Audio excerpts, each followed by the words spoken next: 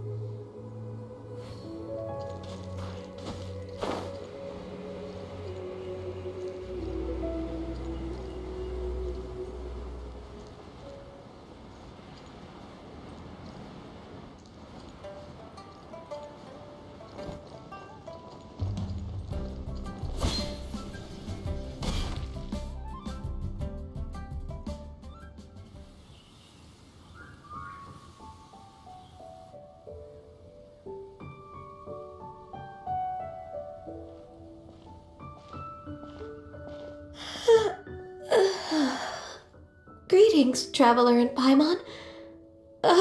What time is it? Are you okay, Ganyu? You were nodding off there. Didn't you sleep well last night? I'm fine. Don't worry about me. Let's discuss the matter at hand. Since last time, I've been thinking a lot about the story Paimon told me. In essence, someone rescued a drowning man and performed some music. If that were all there was to it, it could have been many people, human or Adeptus. But the tune was allegedly so wonderful that the drowning man forgot about everything else, even his own impending death, and only came to his senses after being brought to shore. Perhaps there was an adeptal power at work in that music that he, as a mortal, could not perceive. Or perhaps he sensed a power surrounding him but lacked the words to describe it, not knowing where it came from. Either way, if this part of the story is true, then the rescuer has to have been an Adeptus. You really think so? But this story is all the way from Fontaine. Isn't this a bit of a long shot? Also, Paimon's really curious about how people from Fontaine think this fairy lady looked. Then she looked just like Ganyu. Guess that does technically make sense. Actually, Ganyu, if you had to save a drowning person, how would you go about it? Huh? Me?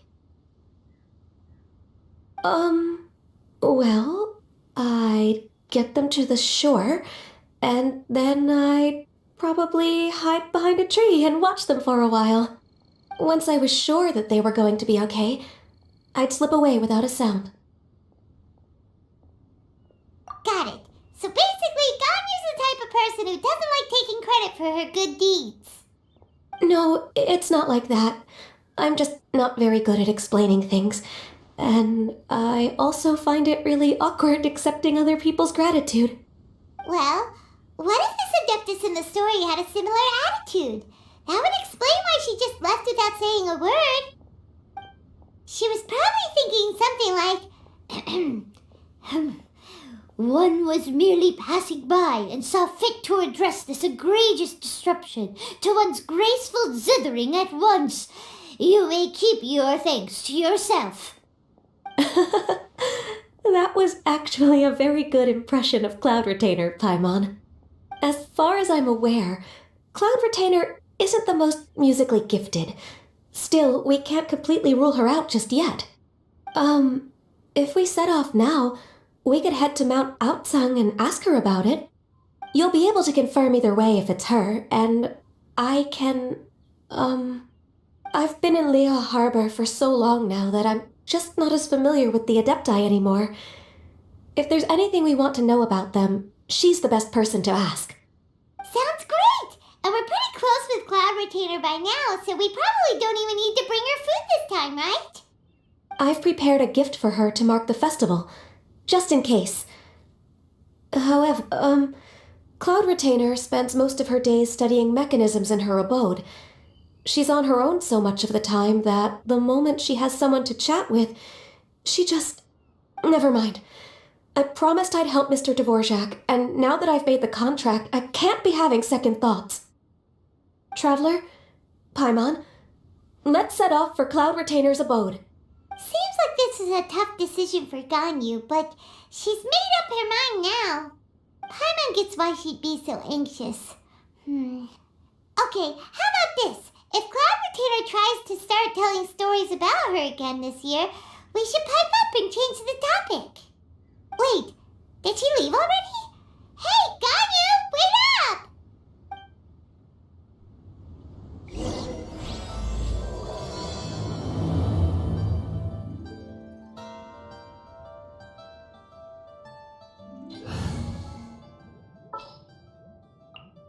Something's come up?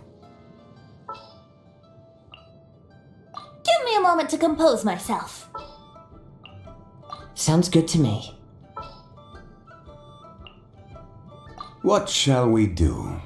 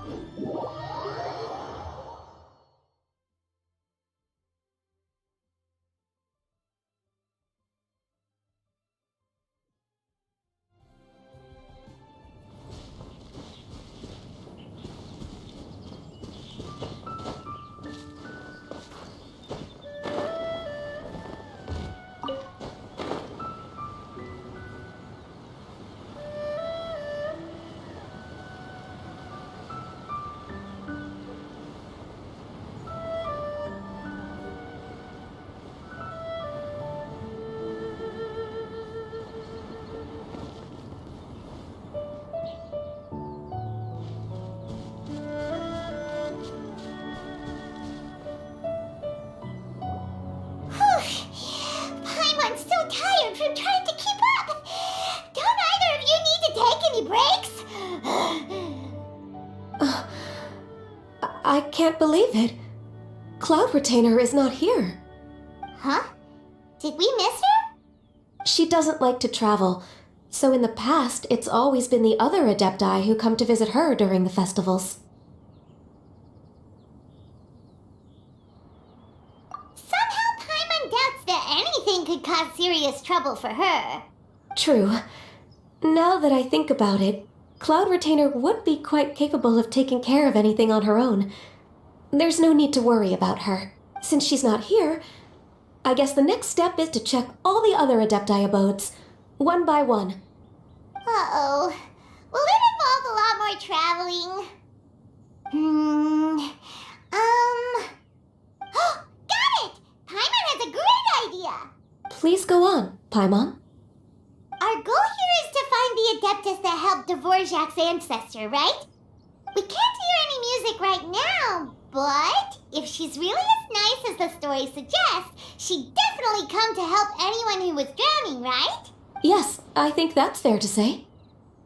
So, all we have to do is get the Traveler to pretend to fall into the water, and the Adeptus will come to the rescue! You know perfectly well that Paimon can't swim! Paimon would sink like a rock!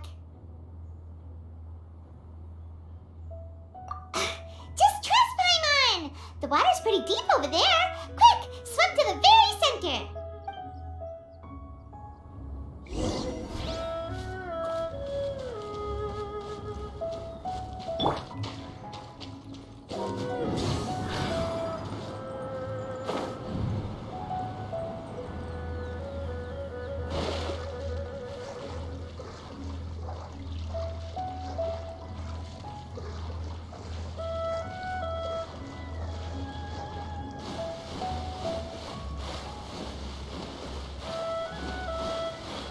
Help! Help! Someone's drowning! If only there was a kind-hearted Adeptus here to save us! Oh no! Whatever will a Paimon do?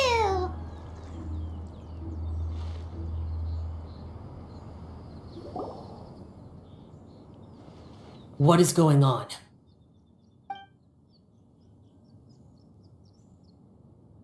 How do you feel right now? Shenhe!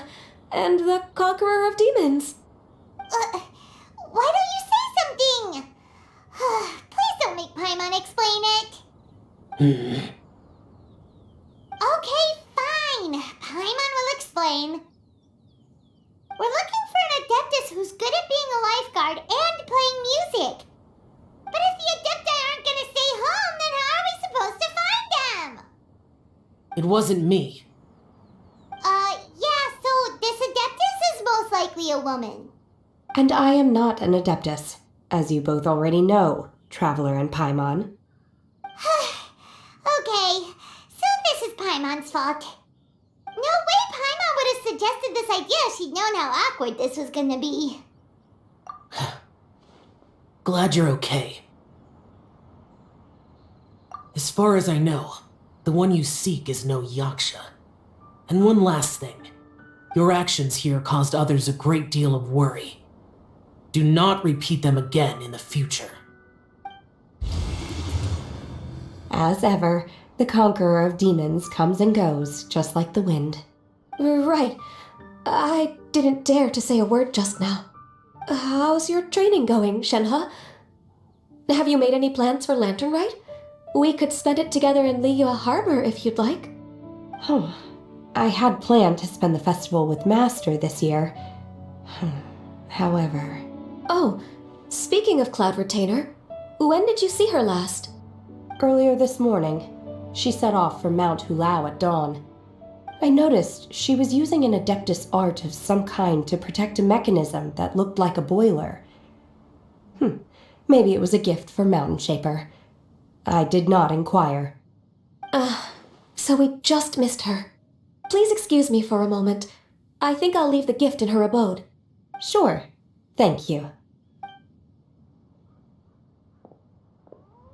It sounds like Ganyu and Shenhe have gotten a lot closer recently. Yes. During the summer and winter, I continue to train with Master. In the other months of the year, I have been learning to adapt to human life in Liyue Harbor. Ganyu arranged accommodations for me in the city, and also recommended several work positions for me. But when I try to blend in by referring to her as Miss Ganyu or Lady Ganyu, like the others, she says I mustn't address her like that. Sometimes I'm supposed to copy other people. Sometimes I'm not. It's a little difficult to keep track of everything. Oh, is that what it is? Noted. So, you came looking for Master today because you wanted to ask her about the Mystery Adeptus. Is that right? Yep. Oh, speaking of that, have you ever heard any music while out training in the mountains? Music? What is that? It's a kind of a happy or relaxing sound, or a nerve-wracking sound, or even a terrifying one. Okay, I'm done. I also left her a note so that she knows where to find us. We won't miss her again. Yay! That's really helpful. Thanks. We were just talking about this thing called music, and based on Paimon's description, I do believe I hear it every day. Please follow me. Oh, really? Great, let's go!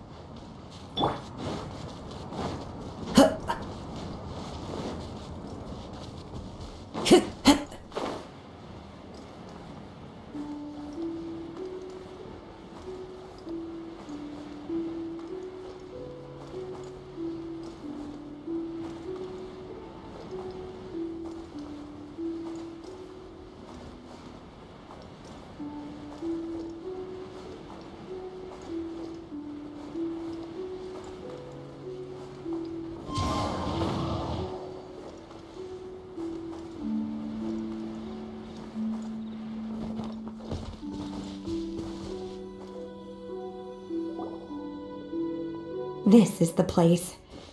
I enjoy training here to the sound of music.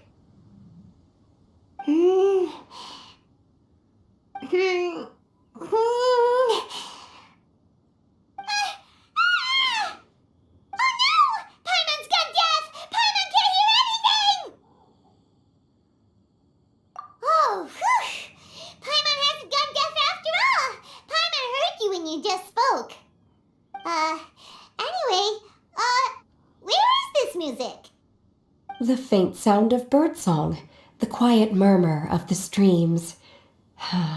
These are relaxing sounds. Are they not the music of which you speak? Oh, Paimon wasn't quite done with the description. Okay, fine, it's all Paimon's fault. What we're looking for are not the sounds of nature, but melodies played on special instruments. And a melody is?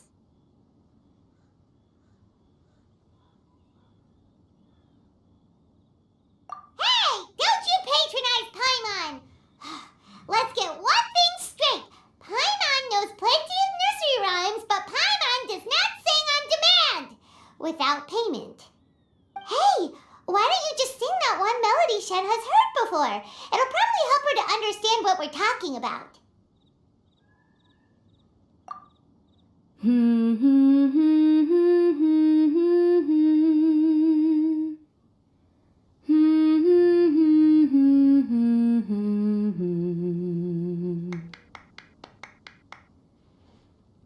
Oh, was that from the opera that Yunjin sang? That was a melody, and melodies can be called music. It felt like I was transported back to the past. In my mind's eye, I could see the Zhao lanterns lighting up the night sky again. We're all there, raising our glasses and drinking to our heart's content on the Jade Chamber. As I watched Yunjin's performance, I felt a warm sensation in my heart. And as the drink reached my stomach, it went from warm to hot. When you hummed that melody just now, feelings from a whole year ago came right back to me, as strong as they were on that day. So that's the power of music. Wow, Shenhe. That was so deep! Music definitely has the power to bring up memories. It's like a time capsule with all the special moments from our lives squished inside. What about you, Ganyu? Are there any melodies that have left a deep impression on you? I don't remember if my parents ever sang any lullabies to me. I know some local folk songs, and a few other things come to mind too. The songs of the sailors down at the docks, the little ditties that the vendors call out in front of their beloved shops, the tunes of folk artists performing on the streets. Yes, that's right. In the past, whenever I heard the sound of those tunes, I always felt that they were worlds apart from me. Nenny and Leah probably view me as a non-human, and they are right, in the sense that I never could connect with humans' artistic expression and their sentiments. So I haven't been able to integrate into their community and be a part of their lives. At least, that's the view I held in the past. Only more recently did I start to realize that the only barriers are ones that I have erected with my imagination. The way those melodies make me feel isn't all that different from other people after all. They're about mundane details of everyday existence, life's ups and downs, joys and sorrows. Even though we come from different backgrounds and have different stories to tell, when it comes down to the most common things that we see and experience around us each day in the city, in that sense, we're all the same. You go, Ganyu! You're really making progress. You have loads of friends in Liyue Harbor when you think about it. Okay, maybe some are more like coworkers and bosses, but at the very least, Kuching and Shenna are your friends now, right?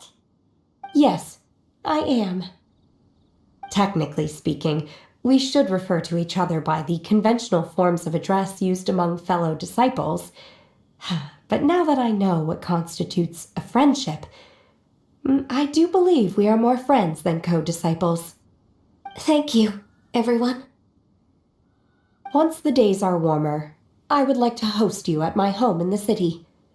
Please invite Kuching as well. I've planted many types of flowers. I'm sure some of them will be to your taste.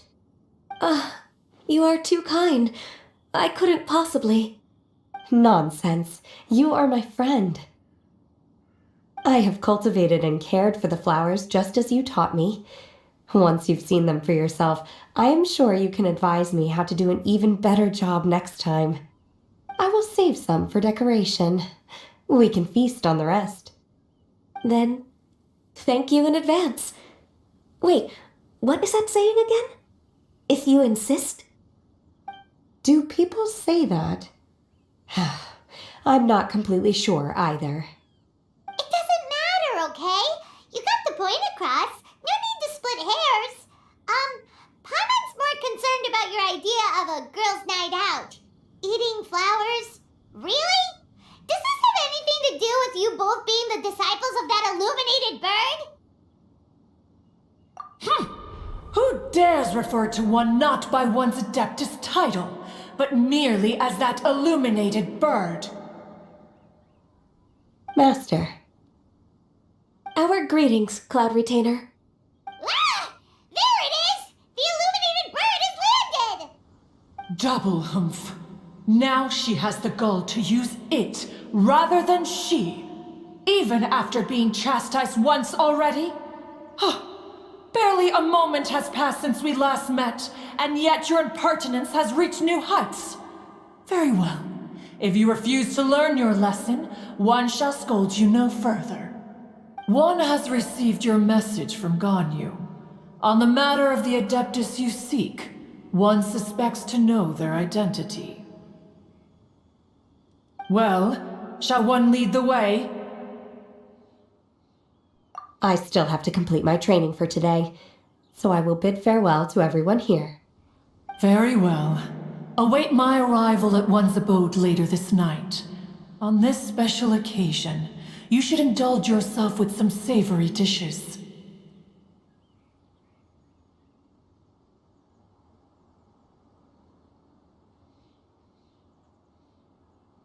If you want to release a Shao Lantern, come and find us anytime. Thank you, everyone. Happy Lantern Rite to you too.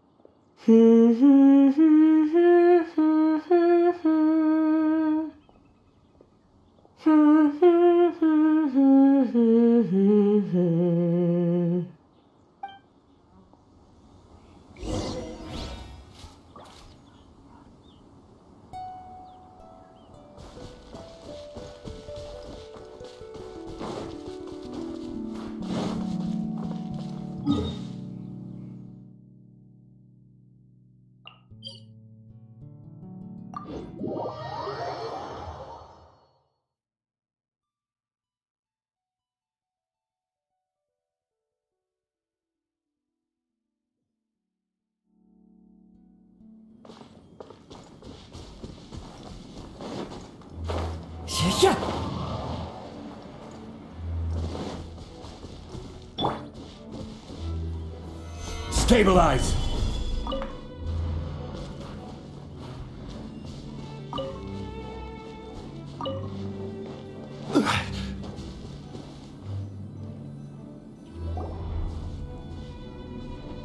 Is this Quaily Plains?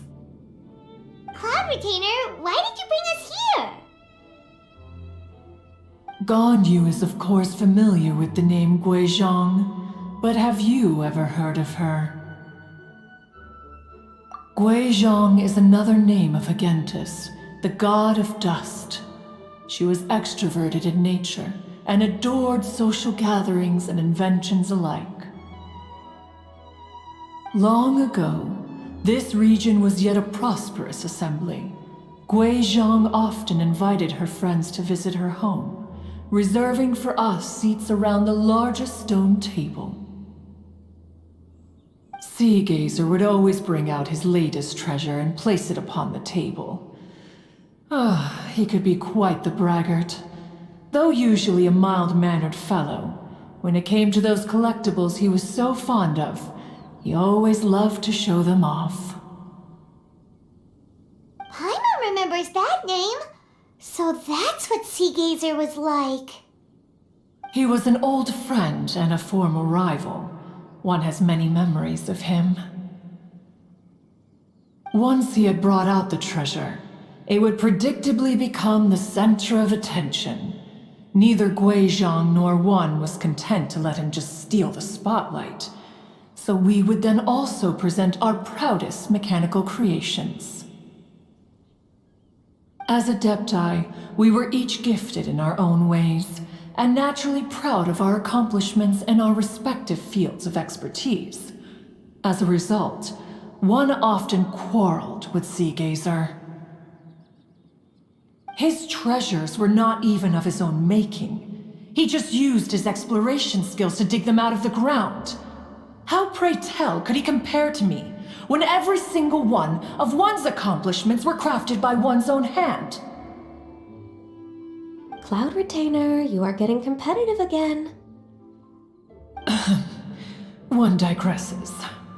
Regardless, every time an argument occurred, Guizhong would come over to watch us during our mutual lambastics.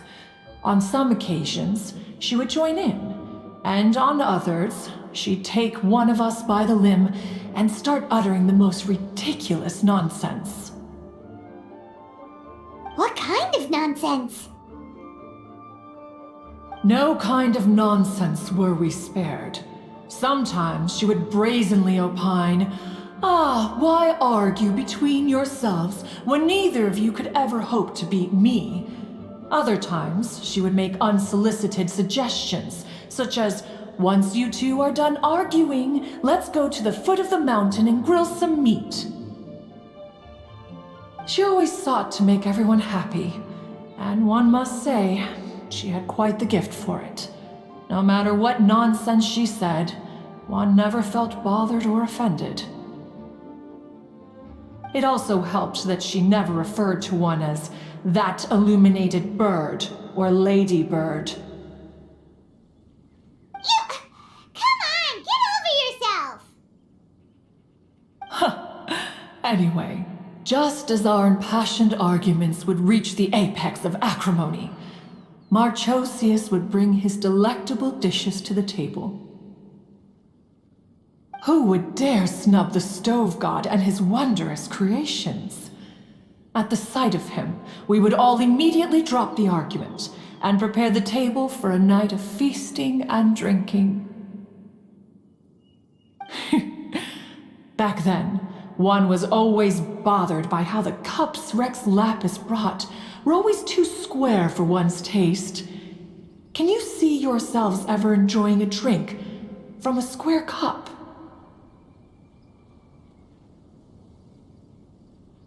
Precisely.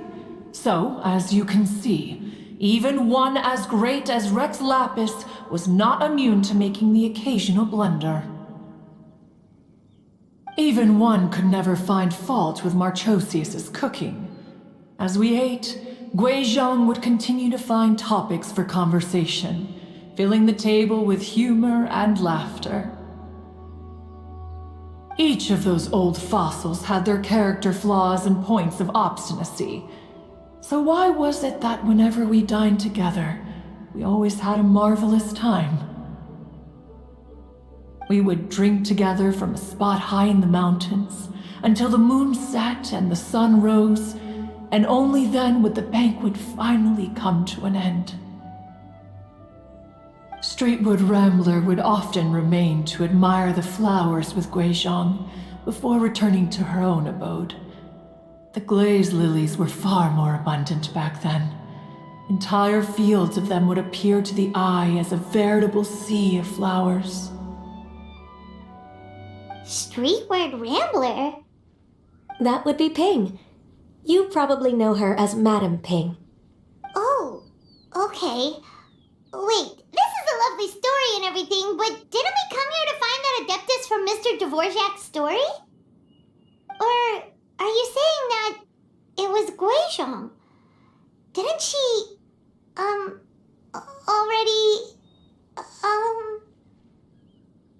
Alas, long has one avoided this place for precisely that reason. The sights here are a reminder of a time long gone, and evoke much sorrow. One should have guessed that you would disrupt one's poignant moment of mourning with your incessant questioning. No matter, one will share the whole story with you now.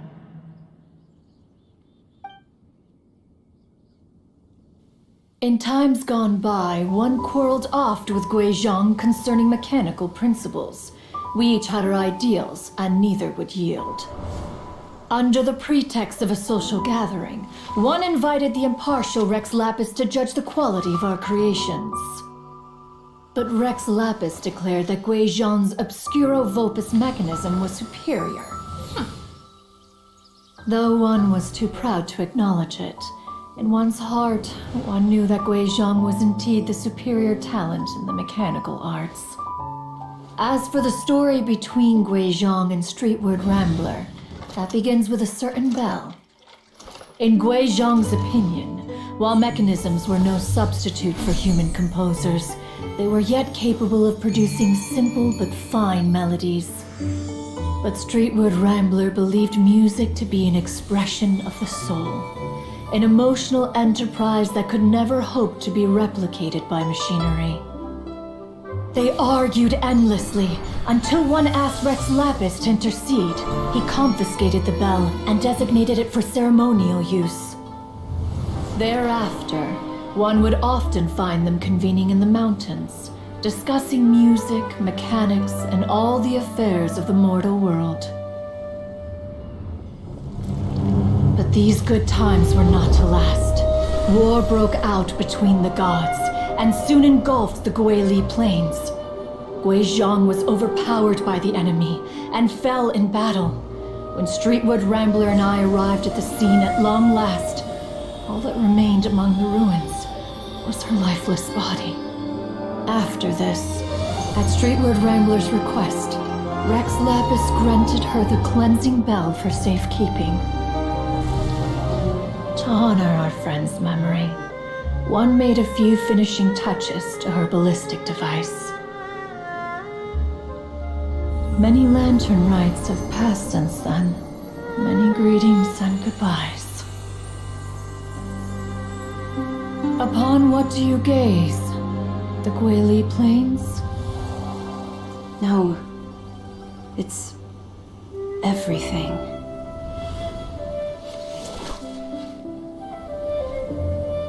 We think of human life as like a lantern that's lit one minute and extinguished the next. But are we Adepti so different? Perhaps as dust settles after a storm, we too must one day return to the world below. One has always been austere and private by nature, and has never relished socializing. One's dealings with Guizhang were born out of discussions on the discipline of mechanics. What? You have loads of friends, and you seem pretty chatty. Just because one is not ignorant of social graces does not mean one is fond of them. One is perfectly capable of partaking in conversation despite being introverted. But in the end, one is nothing like Streetward Rambler. She is dauntless but thoughtful, not to mention eloquent and wise. Moreover, her friendship with Guizhang was far greater than one's own. Back when they were rivals, they would often compete against one another in the realm of musical composition. That cleansing bell was one of Guizhang's proudest works, having the ability to both compose and perform. Wait, that's weird. Didn't Madame Ping say she pestered an old friend for that bell? And she also said something about being a vain beauty when she was young or something. Streetward Rambler, a vain beauty. My foot. That bell has a sad history. Clearly, she refrained from sharing with you the truth of its origins, since the right time had not yet come. As for her old friend, who else could it be? As soon as Streetward Rambler heard that a certain Zhang Li wished to borrow the bell, she realized that the man was none other than Rex Lapis, and that he had made an enormous decision. After all, we all have known each other for several millennia. Some things between us are implicitly understood. Whoa! So they were talking in secret code? Oh, Paimon did not see that one coming. Enough of your intrusions. Where was one up to? Ah, yes. One remembers now. The cleansing bell is powered by a mechanical art, and can be used to great effect as an accompanying instrument. After the passing of its creator, it was used on numerous occasions during rites of parting. But Streetward Rambler did not acquire it from Rex Lapis for the purpose of producing further funerary tunes. No, each time she rang it, it was to play the tune that Guizhang composed on it. The two once clashed over their beliefs about the meaning of music. Who would have thought that with Guizhang's passing and Streetward Rambler's mourning, two tunes composed in discord would eventually become one harmonious composition?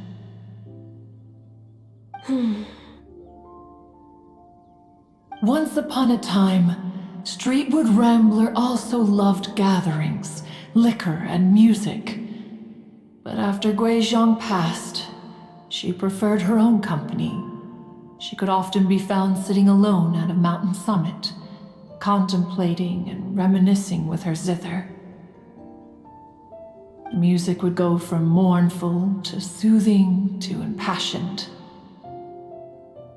Many years passed before she finally composed a melody to her satisfaction. In celebration, she played the tune to the clouds. Regrettably, one has only ever heard her play that tune once. Which brings one back to the matter you've been investigating. Perhaps it was during that performance that the ancestor of your Fontaine friend fell into the water and was saved by Streetward Rambler. But if she was so happy with the melody, why would she only play it once? One was also greatly perplexed by this. After suppressing one's curiosity for a long while, one finally approached her and asked why she would retire the tune after having spent so long on it. In response, she said, "Though the strings that played that melody survive, the one who inspired it is gone. Tell me, Cloud Retainer, when the one attuned to my soul is no longer here, who else could hope to understand this tune?"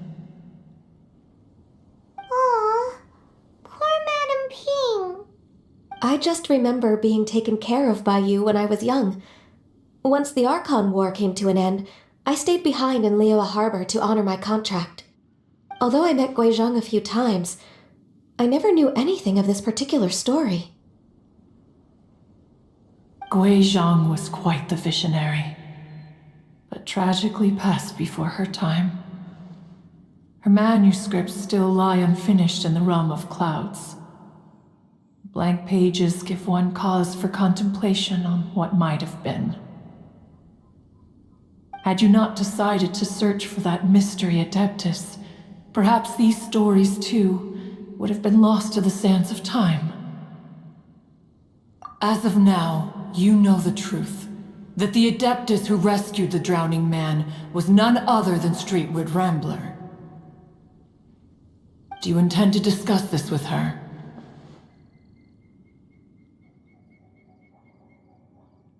Do you mean Ping might find the topic too distressing? Precisely. The passing of our old friend is a heavy topic that both of us are usually careful to avoid. If I may be so bold, Cloud Retainer, could it be that this is just your own personal opinion? Oh? How so? I've been in Liyue Harbor for quite a long time now, and I've witnessed many farewells along the way, so I too am well acquainted with the pain of the passing of a loved one. But this doesn't bring the city or its people to a standstill. They have to keep moving forward. Someone as perceptive and wise as Ping will surely have come to understand and embrace this. Though these immortal mountains have lost an Adeptus, the harbor of mortals has gained a wise elder. No loss can ever be undone, but there is always much that can still be gained. Ping has helped countless people, and will guide many others in the years to come, and all to whom she extends a helping hand become her friends. People she can admire flowers and discuss music with. Though it is heartbreaking to lose a kindred spirit, life goes on, because there are new friends waiting for you further down the road. We even asked Madam Ping what she thought about adding a music festival to this year's Lantern Rite.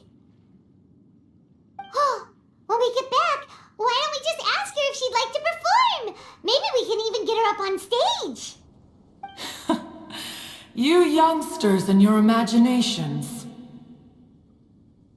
Why don't you come with us? It's been a long time since you last spoke with Ping, and Liyue Harbor is always decorated so beautifully during the festival period. Is not every lantern rite the same in this regard? Were there ever anything new to discuss? One in Ping could meet any day of the year. I disagree. Each new day and each new year is different from those that have come before. How long will you simply let them pass you by? Very well. Then one will be off. If the other old fossils have sneaked away into the city to amuse themselves, one shall soon find out. All right. We should be getting back to the harbor as well. We don't want to keep her waiting. Once the Guili Assembly, now the Guili Plains. Say, if we planted flowers there and cared for them carefully enough, do you think that one day we'd be able to recreate the sea of glaze lilies? Allow one to take back one's praise from a moment prior. You are still far too given to flights of fancy, child. What?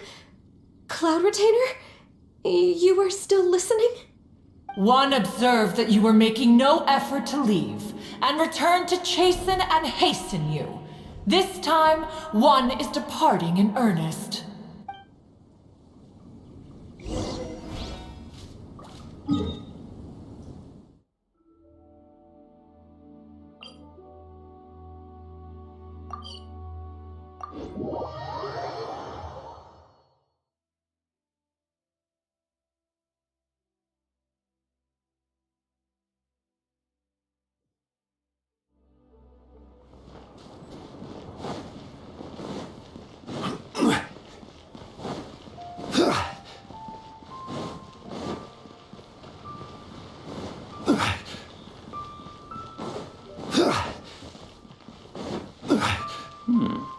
This is a peaceful neighborhood.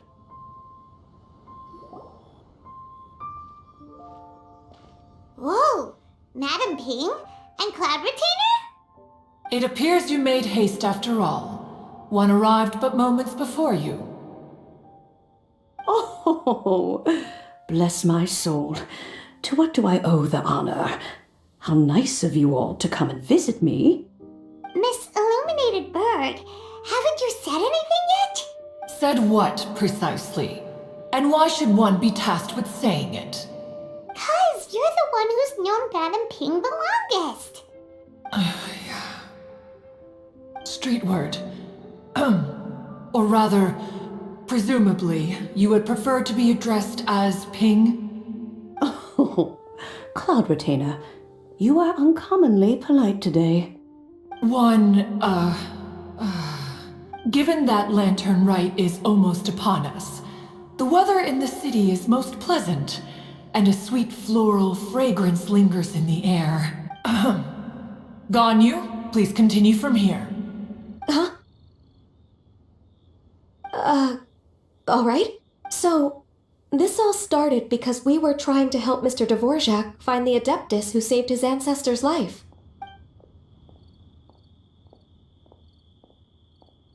Cloud Retainer informed us that the one who played that melody and rescued the drowning man was none other than yourself.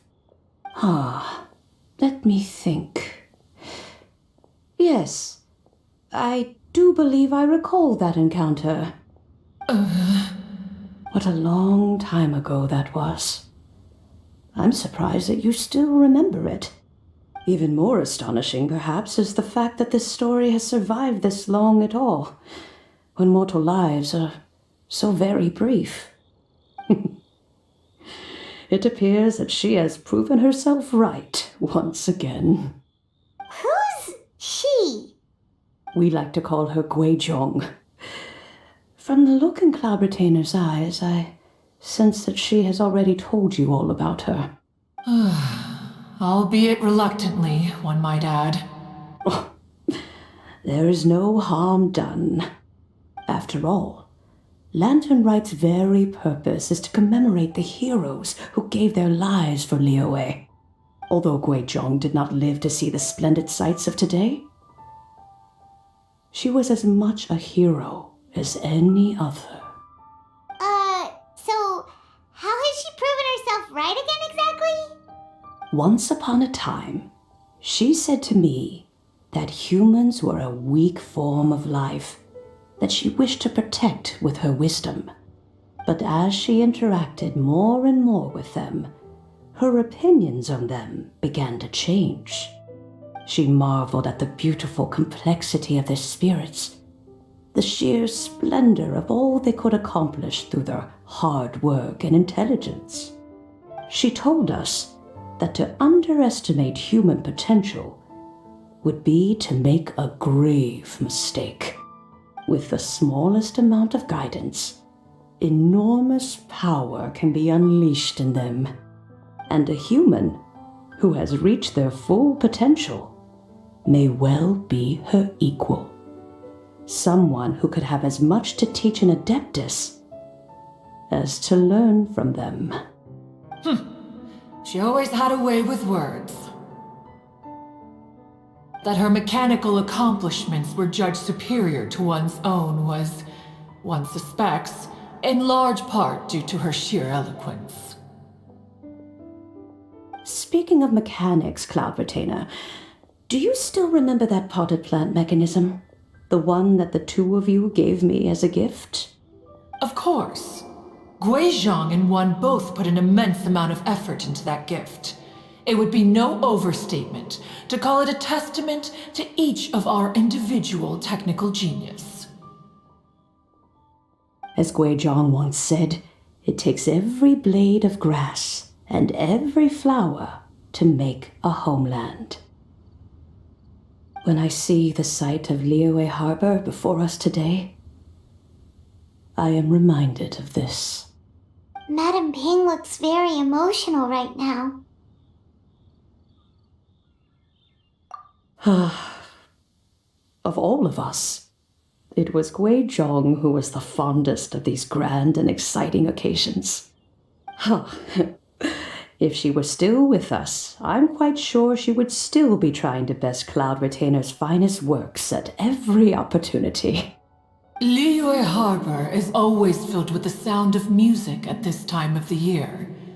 If she were here, one is certain that she would seek you out to discuss and debate the virtues of various melodies. Oh yeah, music! We've been dying to ask. What was the melody that you played back then? Oh, also, with you being such a music expert and all, why don't you join the concert as a performer? I can make arrangements right away.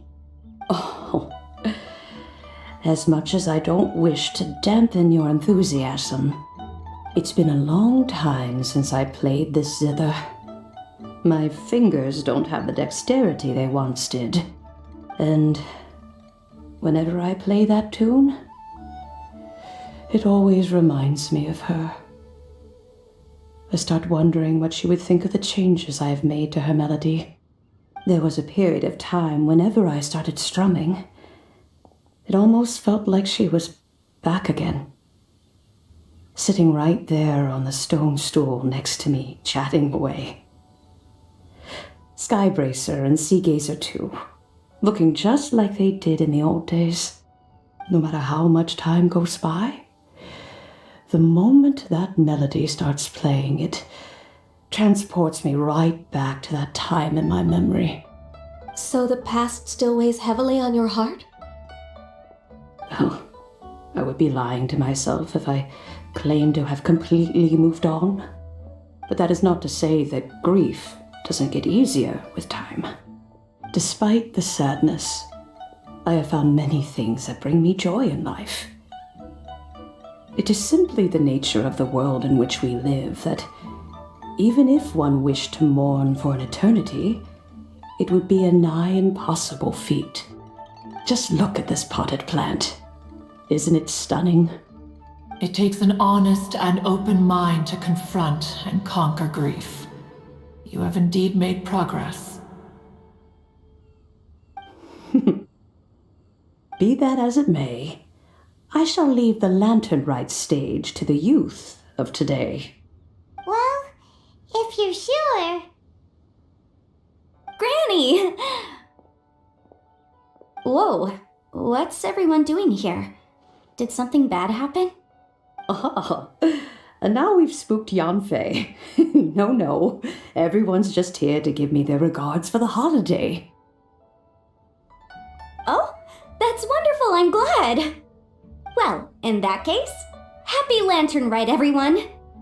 Happy Lantern Rite. Oh, I just remembered that I have some work to do at Yuehai Pavilion that I need to discuss with Yanfei. I haven't been able to find a chance until now. I will leave Mr. Dvorak in your capable hands. Cloud Retainer, Ping, we will be off for now. Huh? Does it have to be right now? Which case is this again? Hey, Ganyu! It seems Ganyu still has much to learn when it comes to the art of deception. What a pity. She has learned nothing of one's ability to carry a conversation. Since it's been so long, Cloud Retainer, why don't you stay? I'll make a cup of tea and we can chat a while. Gladly. This was one's intention as well. When you next see the Fontaine musician, please give him my regards. I'd like to wish him the very best with the concert. You got it, Madam Ping. Thank you all. I think you've listened to enough of my nattering for one day. As for that melody, I will play it for you all another time. Goodness knows I need to practice it first. Wow, that'd be great. We'll look forward to it. When that time comes, wherever her spirit may be among the countless grains of sand and specks of dust between the harbor and the mountains, perhaps she will look at the Liyue of today and steal a smile when she sees the prosperous land that it has become. All right, let's go tell Mr. Dvorak the news. Ping, what say you to convening more often in the future? That would be quite wonderful. But I must say, after all this time, I've grown quite accustomed to the harbor. When we are to meet, I shall have to trouble you to make the journey to the city. You sound just like Shenhe. The child is constantly telling one all sorts of stories from the city, as if one was partial to them. Have you ever considered moving to the city, Cloud Retainer? There are plenty of people here to talk to. I think you would find it quite the antidote to the monotony of solitude. And if you looked around, I suspect you would find some young minds with an interest in the mechanical arts. Some of them even worth training. We shall see.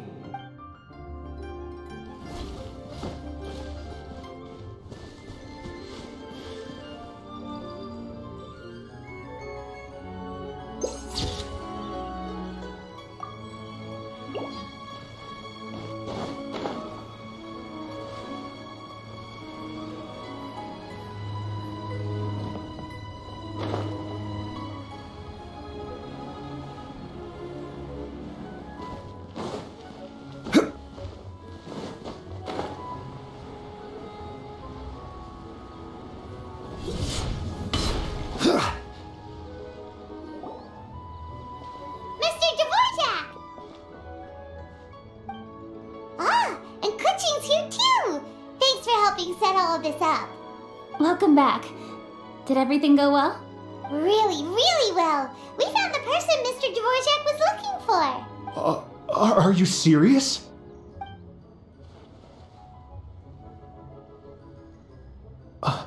I see. So the melody my ancestor heard was an adeptus remembering her late friend? That certainly explains why it was such a powerful and poignant tune. Huh. That's a really interesting first reaction. Guess that comes with having a musical mind. I have to say, though, it's hard to believe that the fairy from the tale is now an elderly granny. Oh, Paimon knows exactly what you mean. Normally, Adepti don't age at all. But Streetward Rambler, or Madam Ping as we know her, probably only became old because it's what she wanted for herself. Madame Ping possesses vast knowledge and great wisdom. Whatever physical form she may decide to take, her mind and wits are as sharp as they come. Yep, Kuching summed it up perfectly. That's exactly what Paimon was trying to say. I think... yes. I must thank her in person. That can wait until after the concert, though. For now, I need to devote all my emotional energy to the performance. Ah, speaking of, Madam Ping wishes you all the best with the music festival. Paimon has a sneaking suspicion that she'll stay in her usual spot but listen to the performances from afar. Wait, are you serious? Huh. Oh no, now I'm starting to get nervous. Okay, alright. Nope, another rehearsal is in order. Please excuse me, everyone. Mr. Dvorak? He's already gone. Paimon wasn't even finished telling him everything. Before we set off on our search with Ganyu, he asked us about what music means to people. After our recent adventure, Paimon thinks we have a lot more to say about that now. Please, share your insights with me. Well, we found out that music can be used for good, but also for bad. It can make people happy and moved, but it can also be sad and bittersweet. And music is like a kind of memory written in people's hearts. It can put you in touch with feelings from a totally different time and place. It sounds like you had an eventful trip. Don't worry, I'm sure Ganyu will fill me in on all the details shortly. Wait, does that mean you're gonna carry on working? Mm-hmm. Just a few things to wrap up. All the groundwork is done. As long as everyone enjoys the festival activities, all our efforts are worthwhile. Happy Lantern Rite to you as well. Whew. That should be everything taken care of, right? Oh, no, wait. Paimon feels like she's forgetting something. What was it? Oh, it feels like it was a while ago. Shoot! Latent... Wait, no. Anyway, fancy bamboo shoots! Zhongli said he wasn't in a hurry, so if we went now, there's probably still time, right? Anyway, even if we don't make it, it's not our fault. He could have totally picked them by himself. Ugh. Anyway, let's go check with him at Wangsheng Funeral Parlor.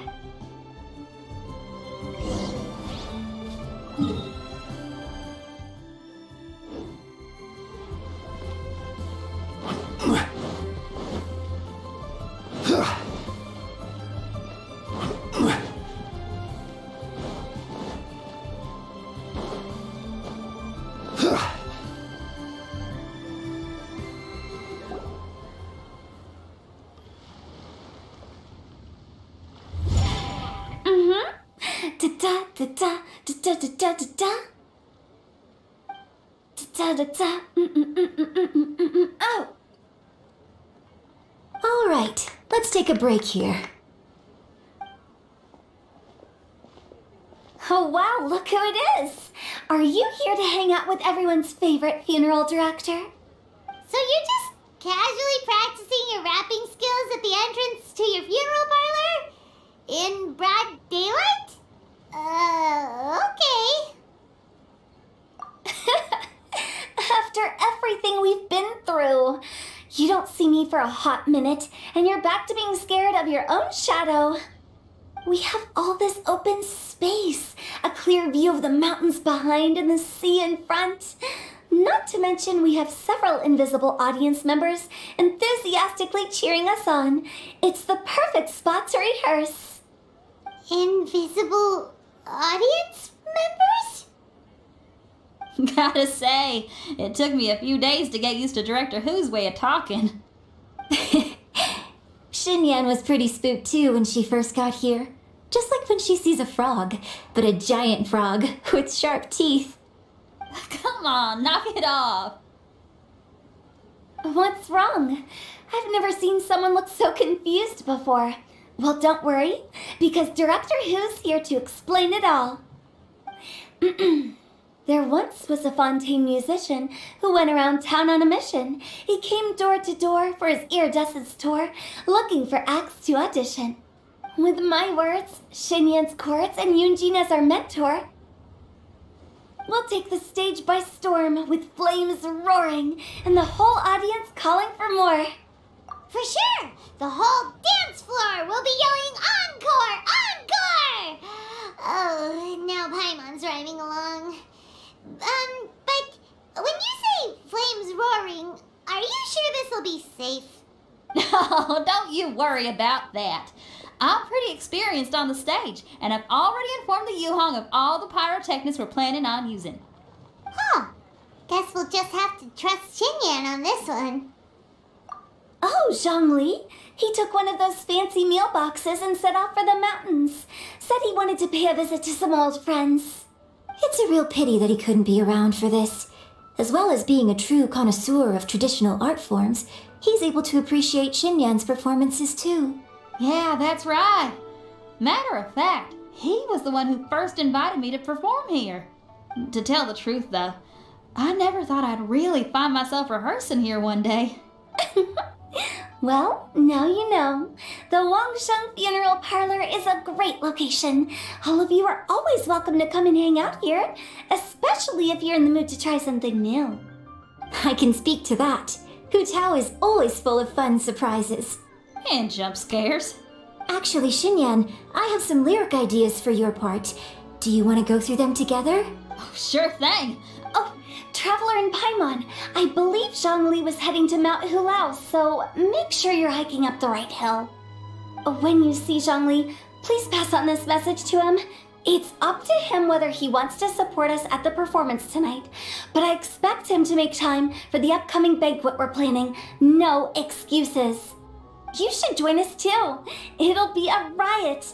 If there's one thing I've learned from being a funeral director, it's how to throw a party.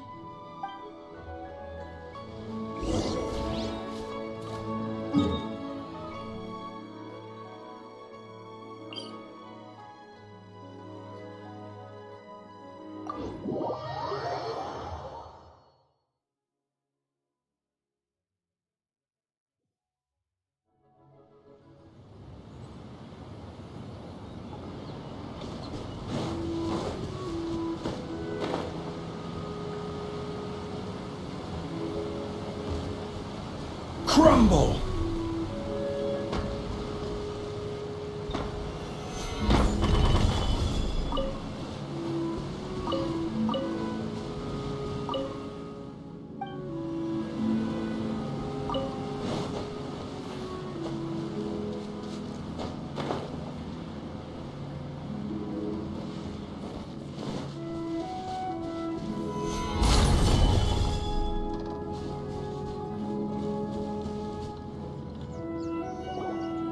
Paimon sees them!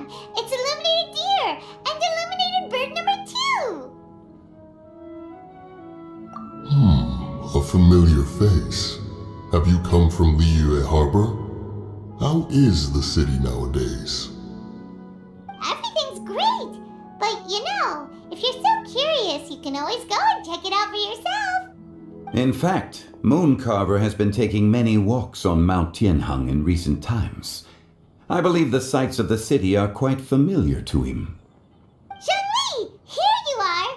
We've brought the bamboo shoots you wanted. Impeccable timing.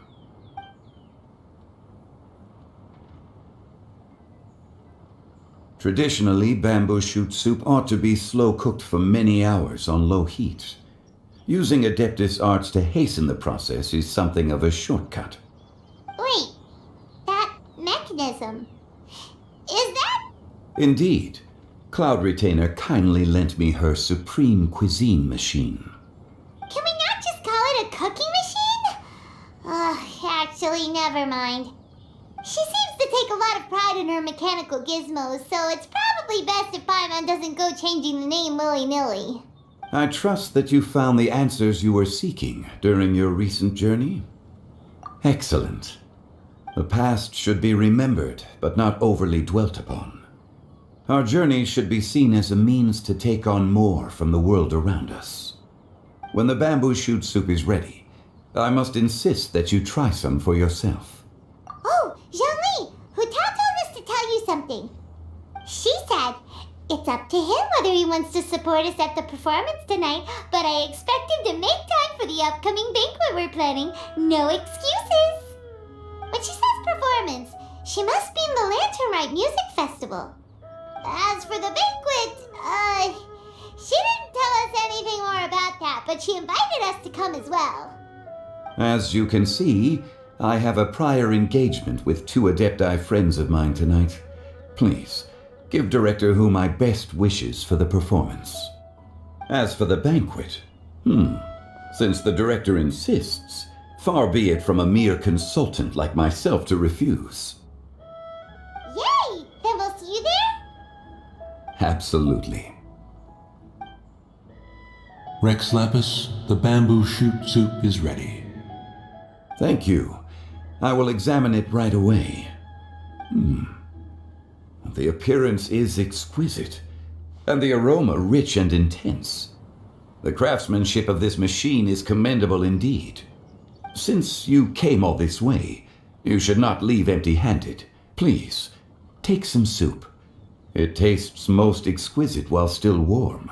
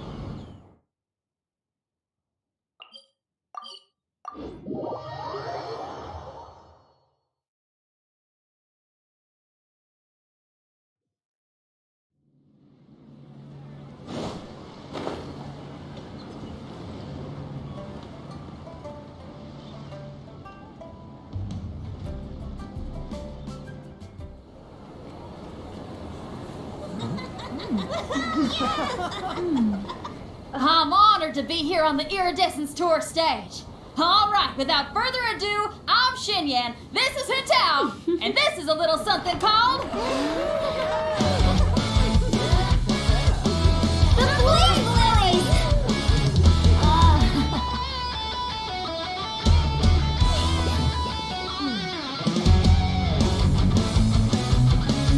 I'm up here blazing trails through the midnight sky, lighting up the world below. And when the crowds all hear my voice, they'll meet the spirit of rock and roll. Let's go! Hey, you butterfly, you too buzzing by, guiding your way to the afterlife, opening the path without a fright. Oh, I'll light the fire, watch it blaze across the universe. I'll spit my rhymes, watch your step, or you'll get burned. Hey, woo!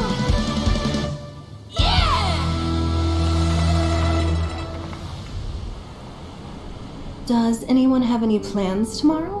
With another year behind us, I think we deserve a celebration of our own. My treat. Interested? The Tianquan footing the bill? I can't miss out on that.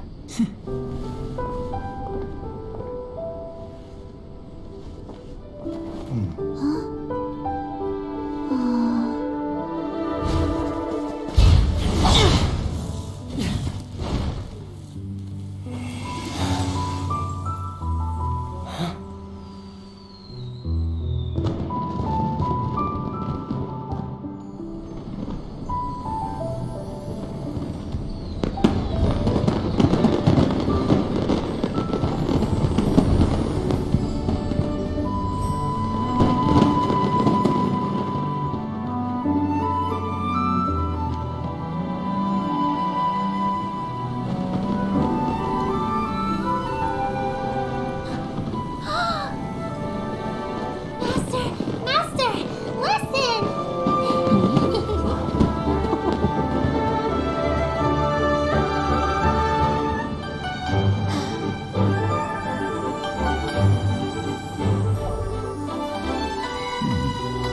May the year ahead be a blessed one. I believe it shall be.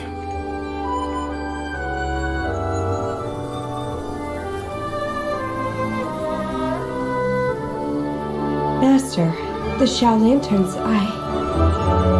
Ha! Elementary.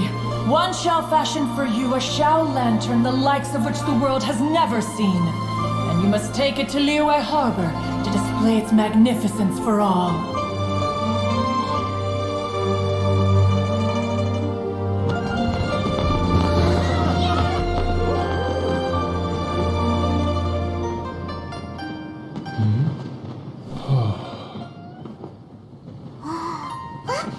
Listen! That must be about a ping!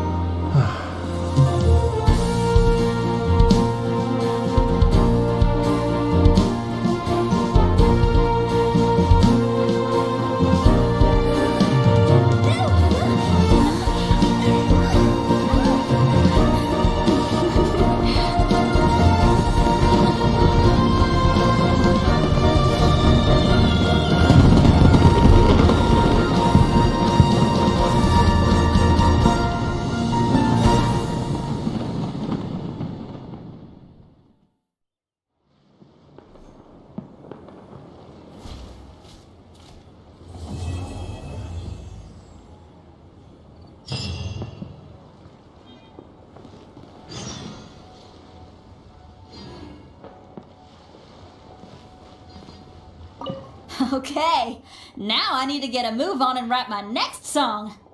Listen to you. You only just fulfilled one lifetime dream. Are you really thinking about your next goal already? Don't try to tell me you ain't the same way. I bet you've already thought up a name for your next opera, haven't you? You know me too well, Xinyan. The Adeptus Seeking Voyage. How does that sound? Oh, man! Yeah, I can already picture it. I've also got just the finishing line for it. I'll close with, "And the celestial melody echoed through the clouds forevermore."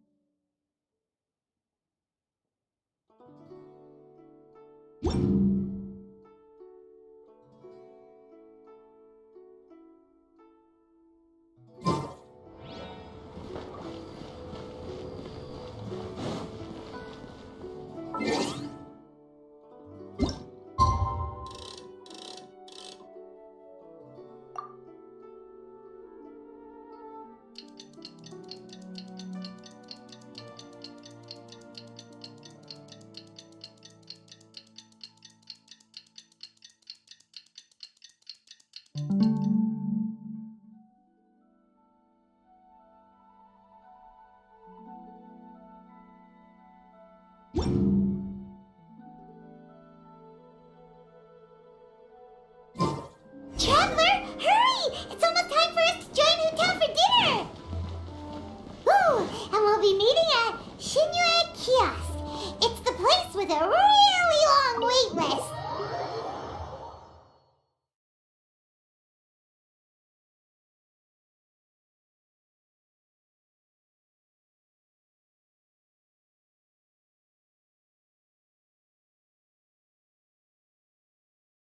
As expected of the parlor director, always so... Oh, so that's how it is. Thanks for the suggestions, Mr. Zhongli. I have them all noted down. I've long heard that your knowledge encompasses all things old and new, Mr. Zhongli, but I never knew that you were well versed in the art of cooking, too. It is truly an honor to make your acquaintance. No need for formalities. I too feel humbled to be in the company of such talented young people. There are many things I could learn from you. Oh, you flatter us. If it's possible, may I trouble you to provide a few words of guidance for my practices in exorcism? Exorcism? I can't say I'm an expert in the field, but if you don't mind, we could start by discussing... Whoa, there's so many people here. All we knew was that Hotel invited Zhongli over. Paimon never thought we'd be meeting so many old friends.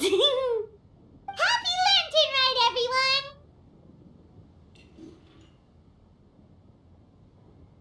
Likewise. Please take a seat.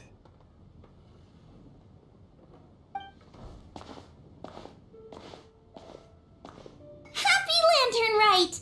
Are you having fun?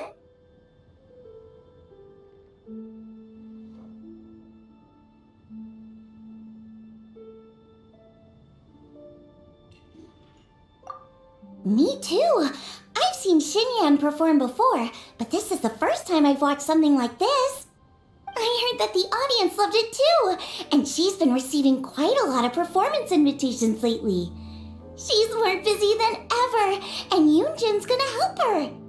Yep, and they asked us to pass on their season's greetings to everyone. They hope we'll have a wonderful gathering.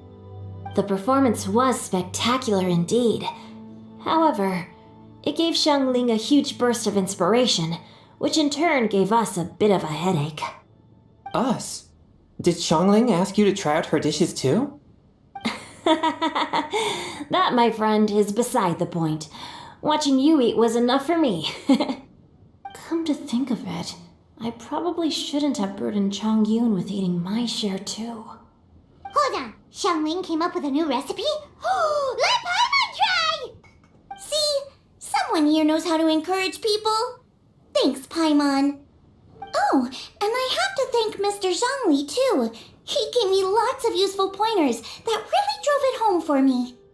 Oh, so that's what you were talking about before we arrived. Yes. Since we'll be dining together, the topic of our conversation naturally revolved around cooking. Xiangling's ideas are truly unconventional. Her choices in both ingredients and spices are comparable to a melody dancing on the tongue. My suggestions were nothing more than the icing on the cake. Oh, the two of you always deliver. Now I'm getting embarrassed. Anyway, I'll get everyone to have a taste after I've adjusted the recipe based on Mr. Zhongli's advice. That sounds like it might become a little safer to eat. How about I sample the dishes next time? Speaking of eating, Paimon feels like we're missing someone. Oh, Huta was the one who invited us, but she's not here. And where's Guoba? Oh, Guoba volunteered to help Dad at the restaurant. You know, lots of people come over to eat during Lantern Rite. Without Guoba helping out, I probably wouldn't have had the time to accept Hu Tao's invitation. As for Hu Tao... The director went to collect a guest. She asked me to stay here and host you for the time being. Seems like it's almost time. Huh? Hu Tao went to fetch someone in person? Oh, that must mean they are super important. Could it be Keqing? Ningguang? Or Captain Beto? She didn't clarify. And as her subordinate, I couldn't just pry into the details, could I? Ta-da! We're here! Oh, we're not late to the party, right? Right? Good thing the Conqueror of Demons and I are both as swift as the wind. And whoosh, we made it just in time.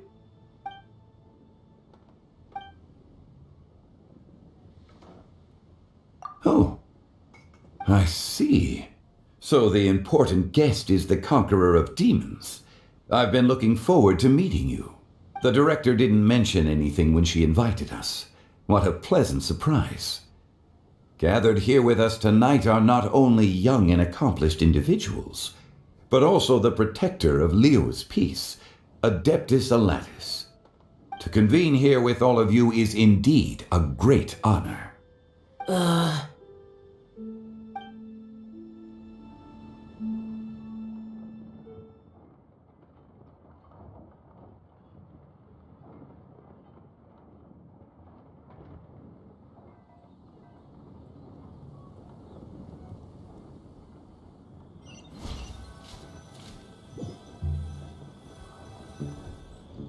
It's almost Lantern Rite, yet you took all the trouble coming here. The director has a way of making it difficult to decline. Rex Lapis, may I ask what troubles you? The director asked me to buy sesame oil in preparation for the celebrations. Huh. Then why would you come all the way to Wangshu Inn? I had a pleasant chat with Chef Yanchao and received some spices from him. And, see? Here's some matsutake and a portion of ham. What about the sesame oil?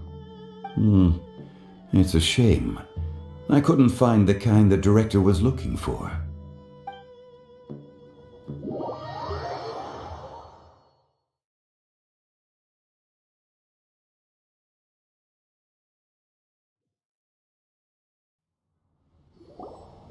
I'm sure you're exaggerating, Sir. There he goes again. Enough with the pleasantries. Go let our guests take a seat. Everyone here today is well known in their own field and has probably heard about one another to some extent. Some of us are even old acquaintances, so there's no need to be this formal. I heard that the Conqueror of Demons and the Traveler are pretty close, no? Great! You two sit together.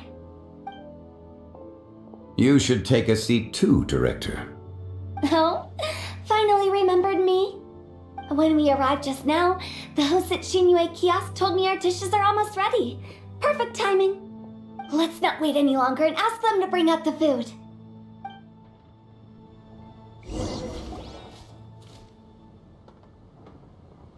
Paimon would have never guessed the person who Tao went to fetch was Xiao. Oh, that's also the first I've heard of the Traveler and Paimon being friends with the Conqueror of Demons. You know Xiao Chu? Knowing is a bit of an overstatement. I've always looked up to him.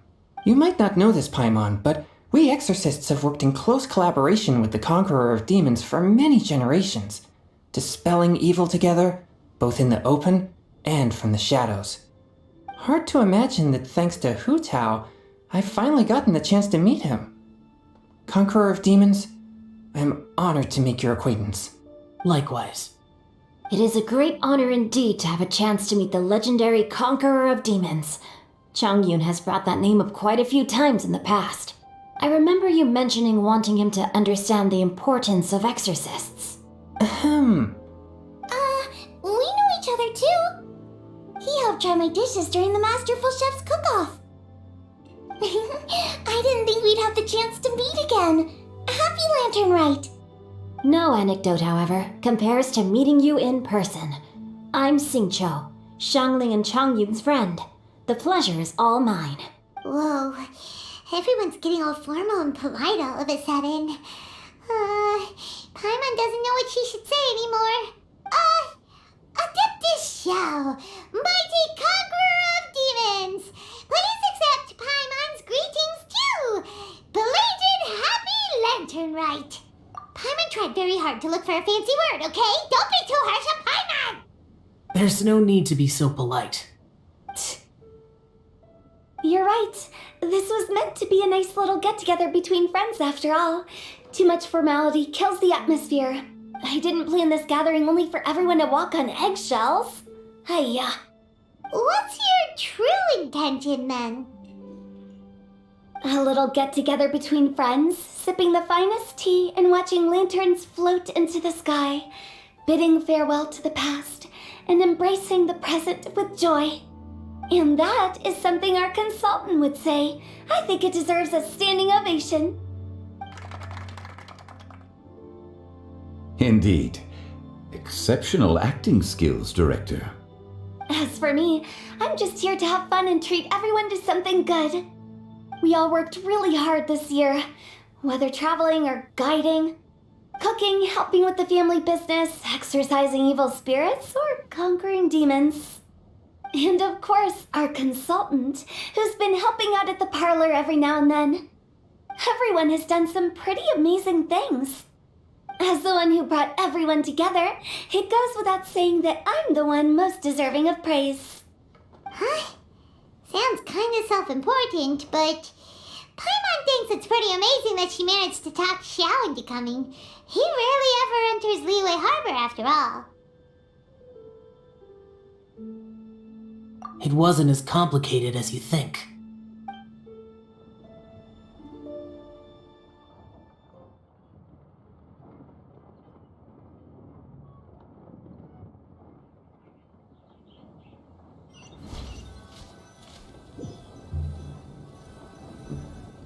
Okay, gotcha. Thanks, boss lady. It's not boss lady, just boss. And there she goes. What a lively girl. Conqueror of Demons, Adeptus Xiao. Guardian of Wangshu Inn, hero of Dihua Marsh. I know you're there. Quiet. Do not disturb the peace. Sorry, but you wouldn't show up if I didn't yell your name, would you? I know you. You're the 77th director of Wangsheng Funeral Parlor. Is there something you need?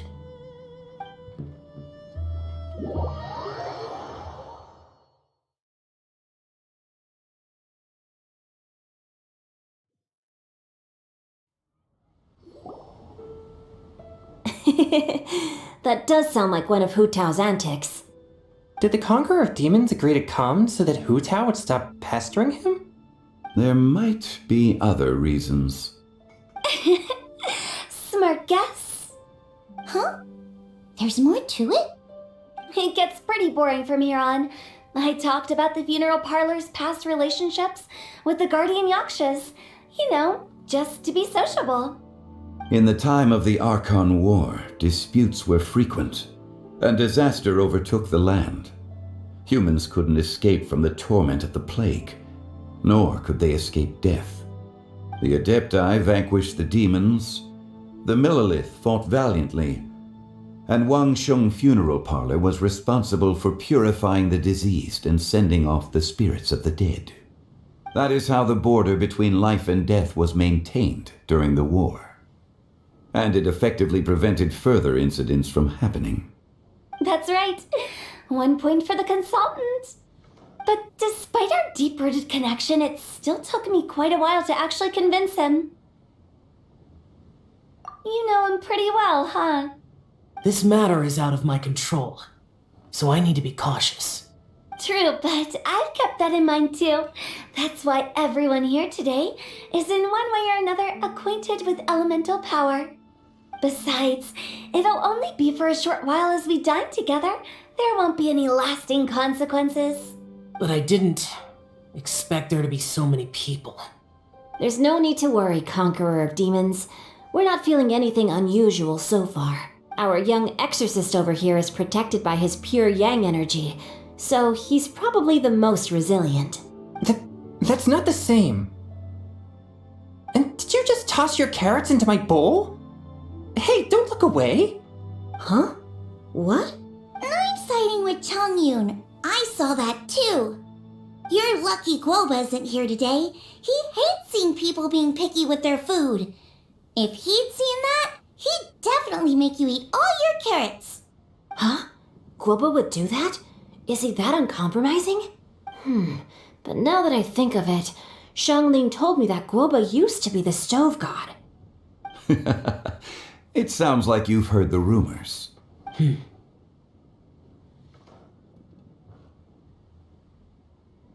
I'm doing fine. Not long ago, before Lantern Rite, I met an old friend. Thanks to his help, things have been a lot more stable than before.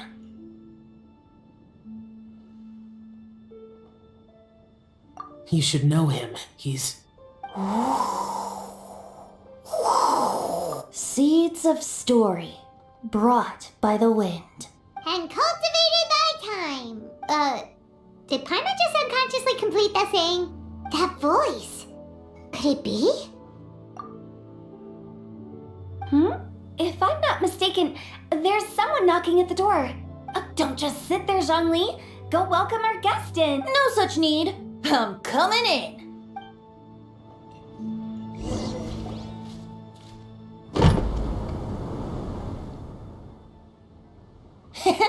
You finally let me in. Hello, hello. No matter if we've met before or not, this moment marks a brand new encounter. Old friends and new.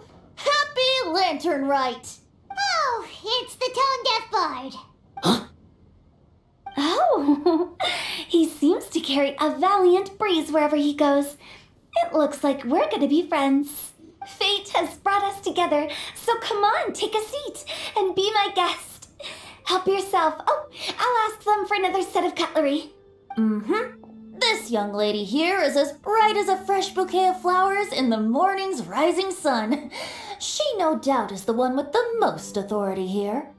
Whoa, these dishes look amazing. Is it really okay for me to join in? All right, I'm digging in. Huh, it's you. Oh, isn't this Genu? Genu? Yep. Now that I've taken a closer look, you're a fan of Genu's works, aren't you? I met Xingqiu at a light novel convention. Ah, how I wish we'd met sooner. I never expected that there'd be another person in this world who could interpret Genu's new novel as thoroughly as I could. Venti, you're being too humble. Considering your poetic talent, your fundamentals are way more impressive. Could this new guest be Master Xingqiu's friend?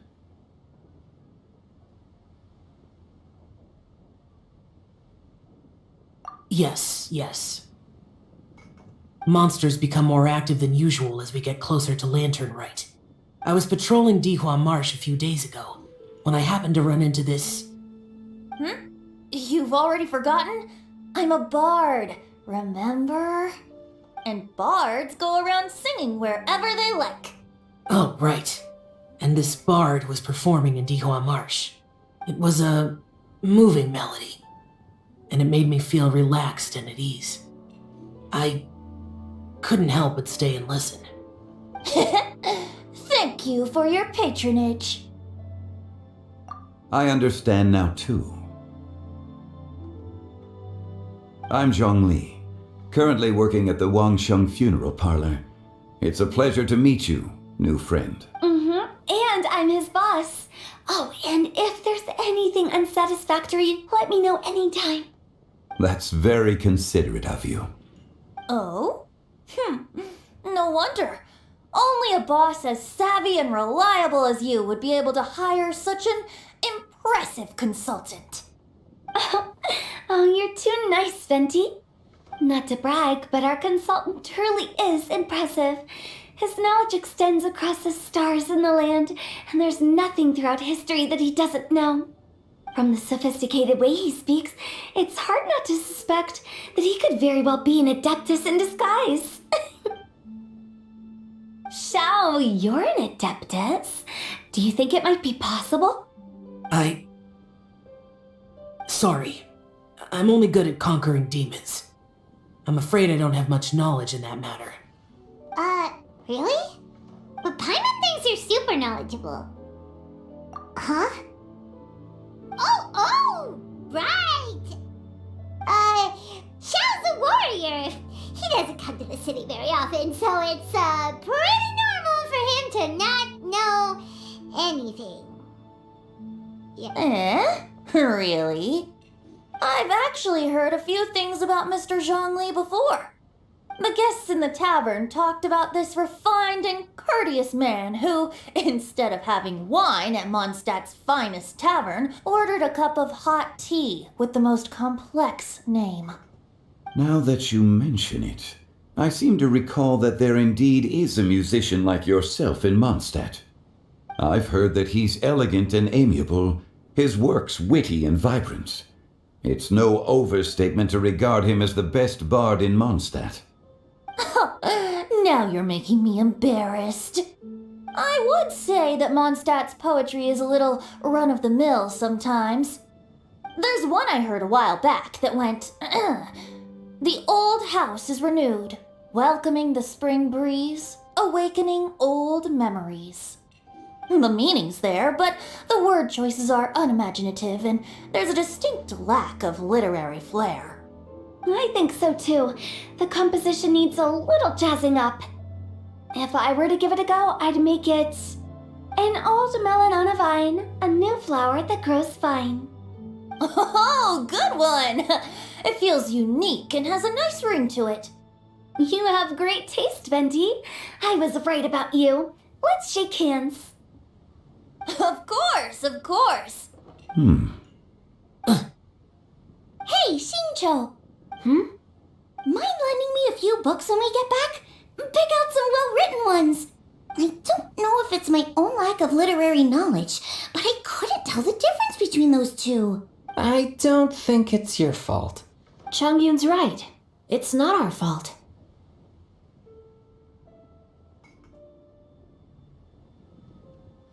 Oh, you have a point. But speaking of, why is the tone-deaf bard here? Are you here to take part in Lantern Rite too? I heard that Liyue will be hosting a Lantern Rite music festival this year. As a musician myself, how could I possibly resist the temptation to come take a look? Getting to know other musical styles is essential to sparking inspiration, don't you think? As for the Fontaine friend who hosted the festival, I saw him near Stone Gate the other day. The iridescence tour has finally been held successfully for once, so I had to congratulate him. Don't think anything of it. By the way, I was watching as you entered Shinyue Kiosk, but no one seemed to notice me. Should I say that it's because I'm an expert in hiding, or that a certain someone deliberately ignored the sound of the wind? Whenever Lantern Rite comes around, Liyue Harbor becomes bustling with activity. People are all busy watching the lanterns and strolling around the shops, and they might just go travel somewhere on a whim. It is rather difficult to predict another's whereabouts. The festival is in full swing and proceeding smoothly, and we're all gathered here with friends, new and old. This is no doubt a wonderful occasion worth celebrating. To come together with all of you at the beginning of the year, one can't help but be filled with joy. In a moment like this, I propose we raise a glass together. In my case, tea in lieu of wine. Very well said, Mr. Zhongli. That was exactly what I wanted to say. Now I'm getting a little self-conscious. I didn't cause you too much trouble barging in like that, did I? We usually drink wine during occasions like this over in Mondstadt, but since Mr. Zhongli insists on drinking tea, I'll give a toast with tea too. Everyone, thanks for the treat. You're welcome. As the host of this gathering, I hope everyone enjoys the food and drinks. May this year be better than the last. Considering that everyone may have other matters to attend to later, sticking to tea seems like a good idea. All of a sudden, they started proposing toasts. Should we? What's with the urgency?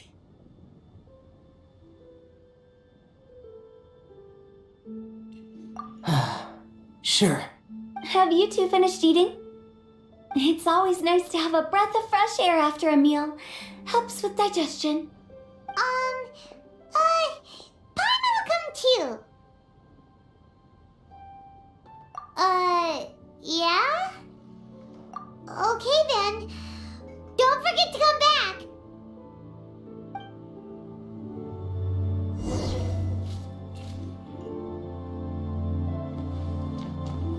It seems like our new friend is an expert in wine.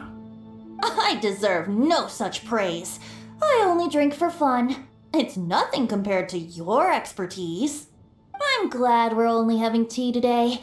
What if I got drunk and said something nonsensical? I'd surely become an object of ridicule to someone I've just met. No such thing. I wouldn't dare disrespect the director's guest.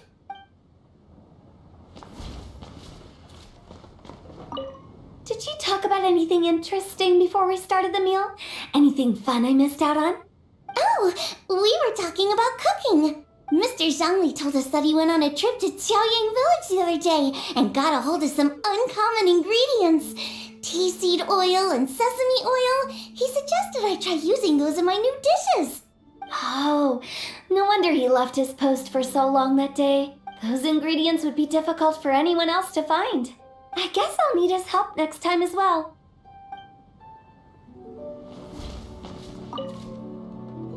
About you and Venti. Could he be a partner in your family business? That's right. You know how my family is. A lot of business secrets can't just be divulged at the dinner table. Ah, just as I thought. Let's depart.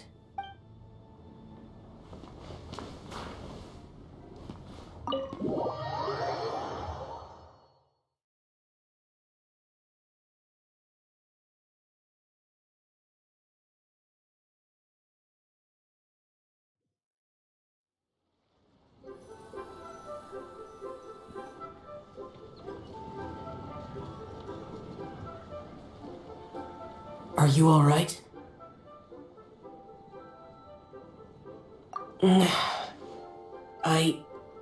It's hard to describe.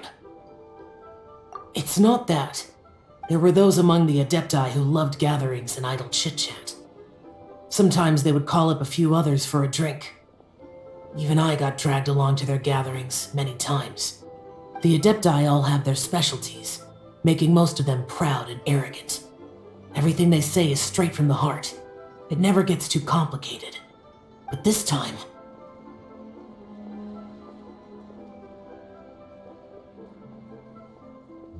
That's not what I meant. Or perhaps I should say Rex Lapis is really good at adapting to human life. You could say that he actually enjoys doing so. And that's something I might never be able to do.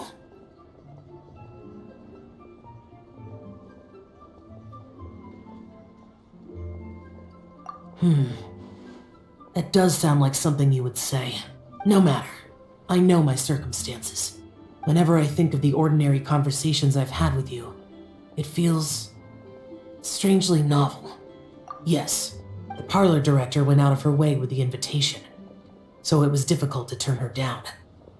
I had made mental preparations before agreeing to come. She told me that all the guests today would be acquainted with elemental power, and I knew that you would be here. But I didn't expect the other guests to be... General Capisis always said that we should live in the present and enjoy every pleasant surprise. Perhaps that's what I should do with what I'm feeling now. But I think he meant designing clothes for those around him. The clothes were intricately designed, but inconvenient to wear. Brother Bosacius never tried to hide his distaste in front of him. Rex Lapis did like his designs and even collected quite a few. The outfit he wears now was also designed by General Capisis himself. I never saw him wear this during the war. I didn't expect him to start wearing it later. Oh, here you are. I'm not intruding, right? You're not. What is it? Hu-Tao saw that everyone's done eating and asked the staff to bring out the desserts. Paimon got so anxious that you weren't back yet that she scarfed down her dessert without the usual slurping and munching. To be honest, I was kind of worried too. You looked a little restless just now, and I thought you weren't used to the food here and was planning to head back to Wangshu Inn for something Yanqiao made. You're worrying too much.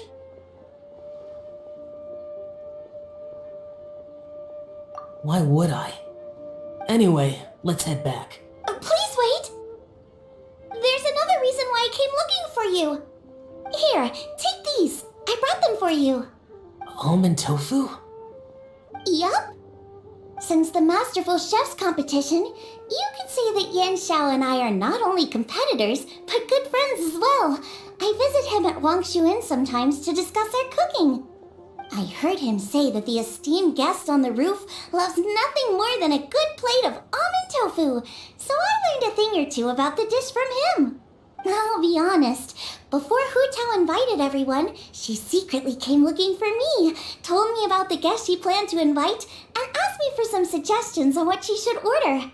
So I made a few servings of almond tofu for you guys in advance. Take them as a token of gratitude for your support. When I told Guoba that I was making these for you, he started eagerly running around the kitchen and helping a lot too. Thank you for the trouble. There was no need to... I'll take them. Thank you. And Guoba too. You're welcome. Oh, the almond tofu I made probably tastes and feels a little different from the type Yanqiao cooks. Please let me know if there's any improvements I should make. Okay. That's all. Alrighty, we should head back now. We can't keep Paimon waiting.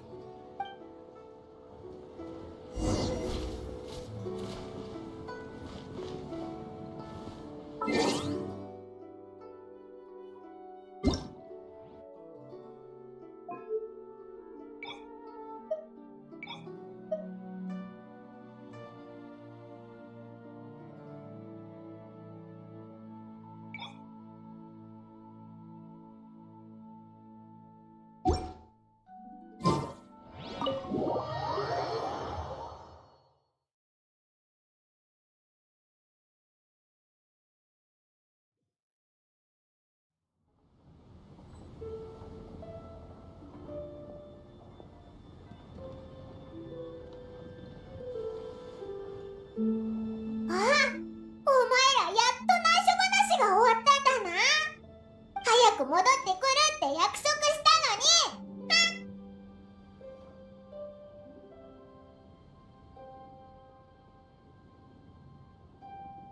お前、おいらのことそんな風に言うなんて。なら、お前の感覚の方が間違ってるってことを分からせてやる。それから、おいらの食欲に対する認識もな。お前の天津は全部おいらが食ってやるぞ。悪い、待たせた。平気平気。みんな雑談しかしてないし、これといって何もなかったからね。外で話していようが、部屋の中で話そうが、別に同じだったよ。おいらは食べるのに忙しいからな。お前の相手なんかしてる暇ないぞ。そうだ。知り合い同士ではあるけど、せっかくのお祭りの食事会だし、儀式的なことも少しやっておこっか。あ？もしかして何か特有の習わしでもあるの？ないよ。でも、縁起が良くなるように、私がたった今作った。思い立ったが吉日。さあ、まずは卓の上にあるコーラを使おう。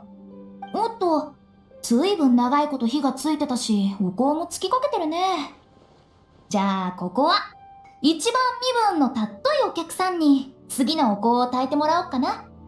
生々る天。新たな年の繁栄を願い、日々前へと進んでいけるようにね。なるほど。いい願いだね。さすがフータ。なら、この場で一番身分のたっといお客さんは、きっと滑稽の勝利先生だよね。僕は勝利先生の功績とかやってきたことに詳しくはないけど、さっき話した感じ、彼の見識と造形の深さは、この世界を渡り歩いてきた銀融詩人の僕でも、あっと驚くものだった。もし、知識が力となるのなら、勝利先生の力は果てしなく強大なものだろうね。話のレベルで言えば、やはり偉大な詩人の方が上だろう。俺はただ記憶力がいいだけに過ぎない。こんな何の変哲もない能力をこうも立派に語れるとは、その弁舌には脱帽する。そもそも、誰が推薦してもいいのなら。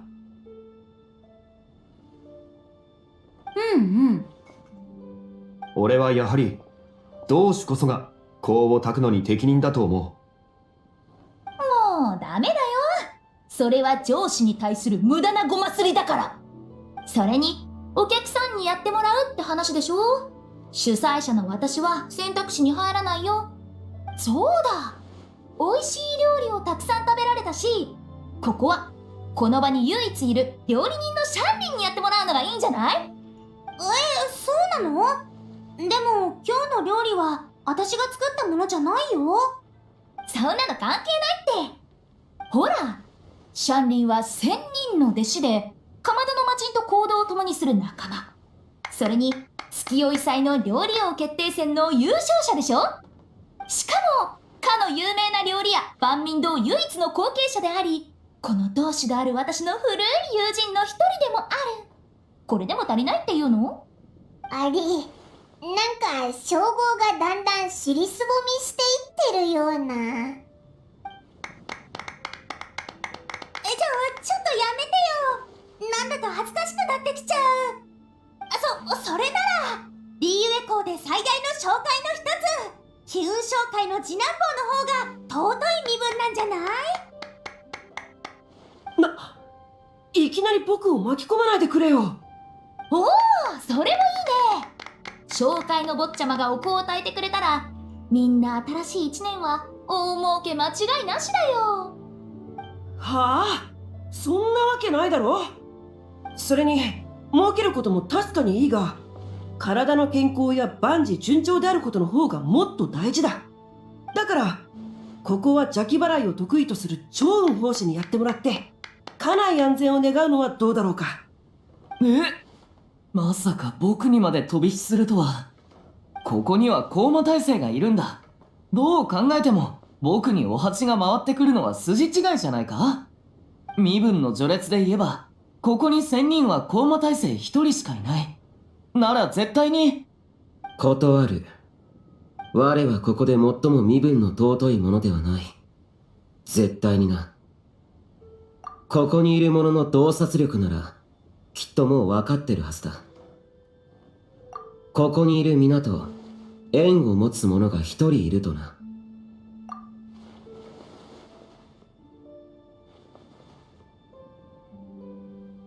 あ、そうだぞ。お前っていっつもオイラのことをからかうけど、確かに人付き合いはかなりいいよな。ここのみんなとも知り合いだし。まずい。さっきお前の相手なんかしないって言ったばっかだったのに。あれ？まだ他にもいたか？って、お前はオイラがここで一番尊いお客さんだっていうのか？急にそんなこと言うなよ。うん、僕は賛成だよ。なかなかいい人選なんじゃないかな。共に歩む仲間がいなかったら、長い旅は果てのない孤独なものになってしまう。冗談を言い合ったり、一緒に騒いだりできる友達がいれば、あらゆる景色は色づく。ああ。旅人は諸国を旅し、素晴らしい功績をいくつも残した。しかし、パイモンがいなければ、その物語は単調なものになっていただろう。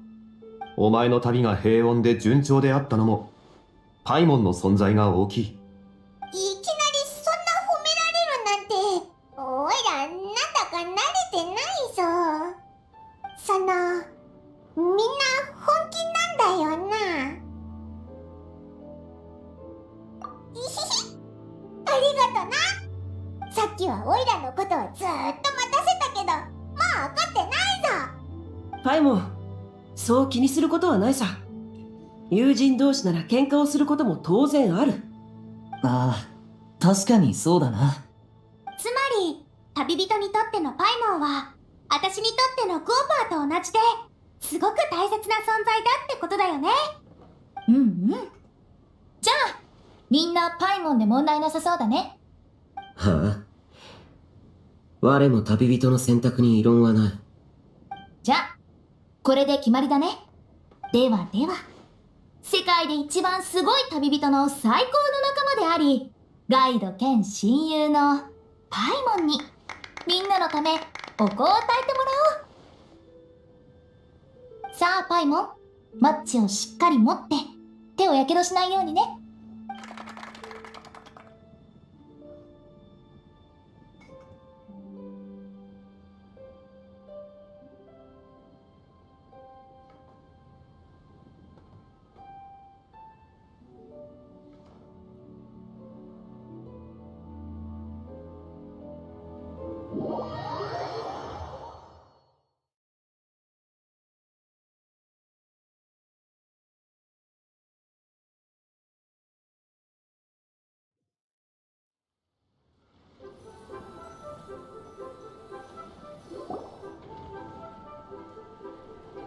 さて、もうだいぶ遅いし、このままみんなを引き止めておくわけにもいかないよね。そろそろお開きにしよっか。だな、お茶もいい香りだったぞ。私たちの間にそんなお世辞はいらないって。次また私がおごるときに付き合ってくれたらそれでいいから。あ、もうすっかり暗いね。夜道は少し危ないから、私はシャンリンと行く秋坊ちゃま、あとチョーンを送ってくるよ。残りのお客さんは勝利さんにお願いするね。ああ、僕は平気だから気にしないで。これから海へ行くんだ。船の上にいる友達に会ってくるから、勝利先生に手間はかけさせないよ。君なら僕の行ってる場所がどこなのかわかるでしょ。もし時間があったら僕を探しに来てね。みんなと知り合えてよかったよ。春風がなびく頃、また会おう。もちろん。また機会があったら一緒に詩を書こうね。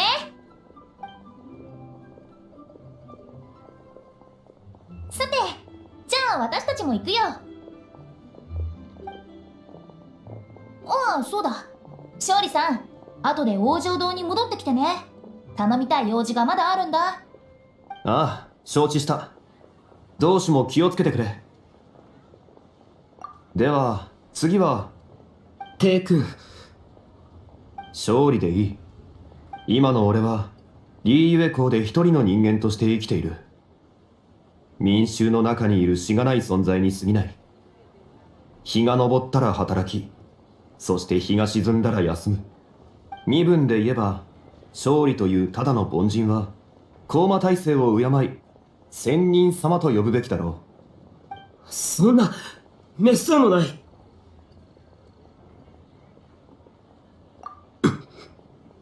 なぜお前まで。これは何も冗談じゃないんだがな。今年の怪盗音楽祭の期間中、お前たちは歌人同一神君、それから龍文釈風神君と交流したと聞く。きっとまた過去のことをたくさん知っただろう。同じことでも別の者が見れば違う様相を見せる。記録する者が増えれば、同じ物語でもまた別の思いと姿が伝わる。以前、ソラヤーというスメールの学者と古今について語り合ったことがあってな。故に、彼女が研究している課題も多少は把握しているのだが、彼女が見つけた証拠とそこから得た推論を見るに、彼女が研究している内容はすでに事実に近い。ただ人も魔人も多面性のある生き物だ。人間の文化に根付く伝説には、高きところに座す尊い者や心優しい魔人が数多くいる。だが、俺や歌人同一神君、龍武釈風神君、それから将や関羽のような者にとって、そういった属性離れした仙人や神は身近な存在であり、他愛のない話を共に楽しめる仲間でもある。今この時の光景は、あの時と同じものだ。民衆にとって将は親しみにくい存在であっても、旅人からすれば違う。つまり、一部のことについては、そう気にする必要はないということだ。勝利様が伝えたいことは。その様子だと、大まかではあるが理解したようだな。さて、同志から皆を送るように言われているが、お前たちの実力であれば、俺の同伴など必要ないだろう。ちょうど夜景が美しい頃合いだ。俺も少し歩きたい。しばし歩いた後、同志のところには顔を出そう。うん。では先に失礼する。いずれまた会おう。勝利、またな。みんな行っちゃったな。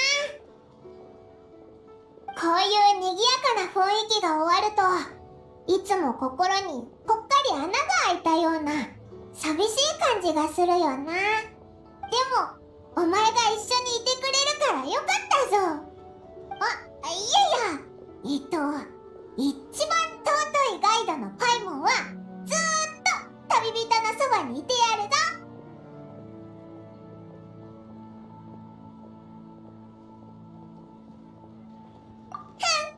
わかってるならいいんだ。ショーはこれからどうするつもりだ？オイラたちと一緒に BU エコーを見て回るか？いや、ここで過ごす時間は我が想定したものをとうに超えている。町の灯火も悪くはないが、そろそろ帰らねば。今回は急なことではあったが、世話になった。ああ。では、またいずれ。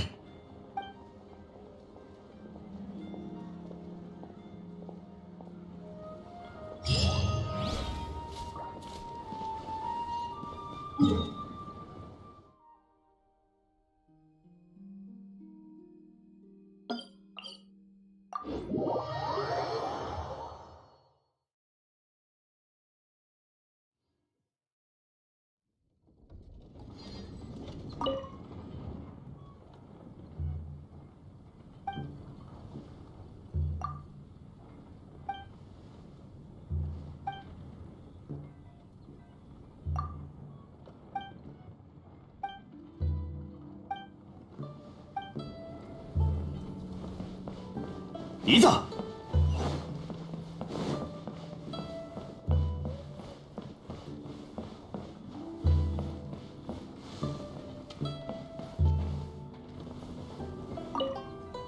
先ほど元将からまた杏仁豆腐をもらったんだが、シャンリンが作ったものをまだ食べていなくてな。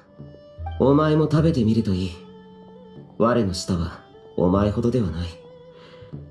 その違いは感じ取れないだろう。属性の生活もきっとそれぞれに違いがあるのだろうな。今後はもっといろいろなことを語ってくれ。我も耳を傾けるとしよう。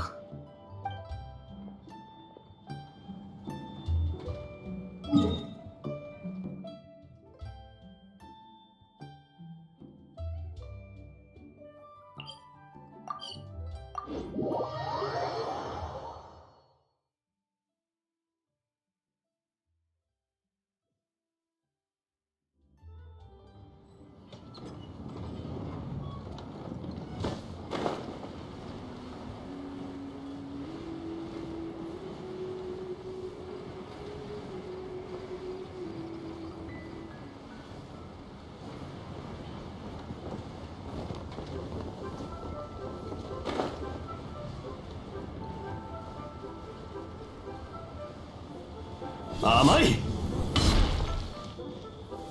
剣女盤石。おい、今回私を呼んだのは木を打つためなんかじゃないだろうな。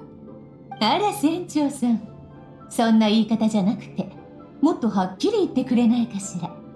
木を打つのが退屈だから嫌なの？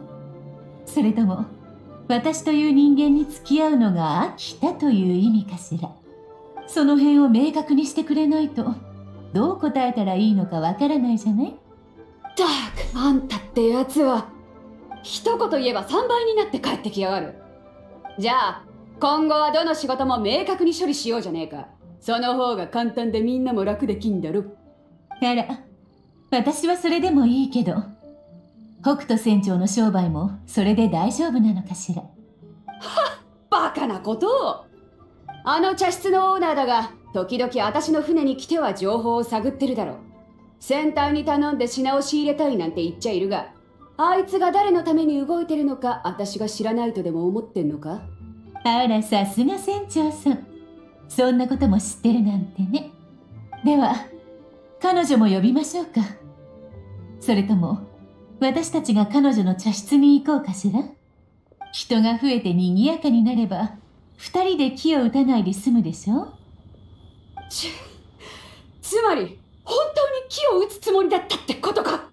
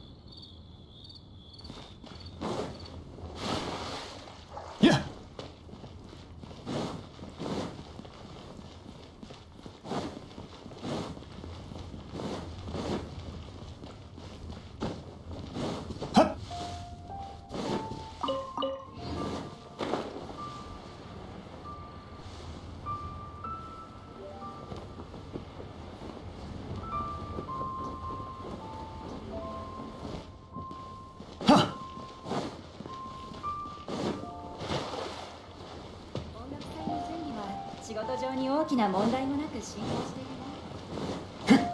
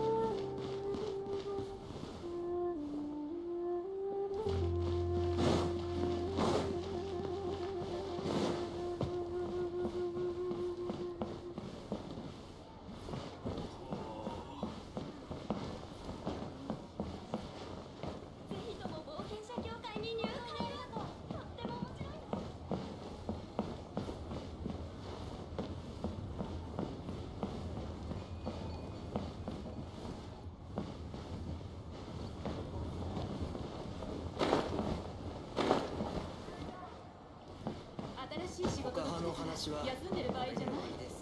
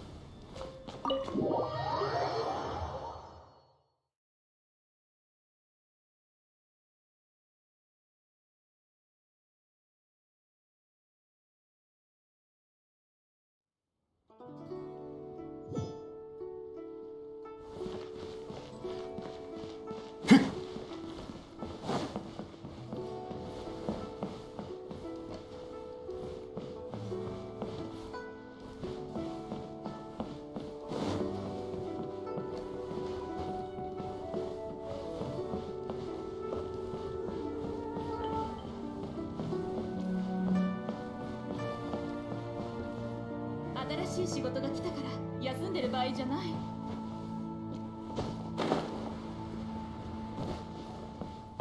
いざ。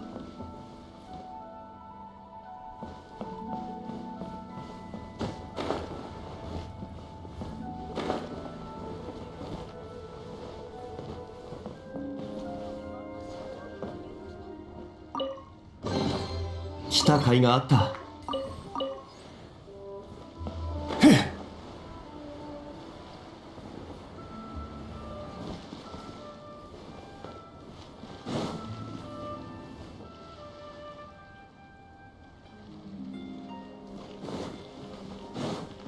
ぜひとも冒険者協会に入会を。とっても面白いよ。唯一無二のゆえさい新月家にあります。回答祭はますます賑やかになりましたね。この音楽はヤク先生、薬準備できた。誰に送る？歌を歌う者たちにですよ。音楽祭に出るというのはとても大変なことですから、薬を準備してちゃんと喉を休めてもらわないと。そのために、ヤク先生、徹夜で薬たくさん作った。幽変からの伝言であれだけ言われれば怠るわけにもいきませんからね。さて、もう少し最終確認をさせてください。この薬は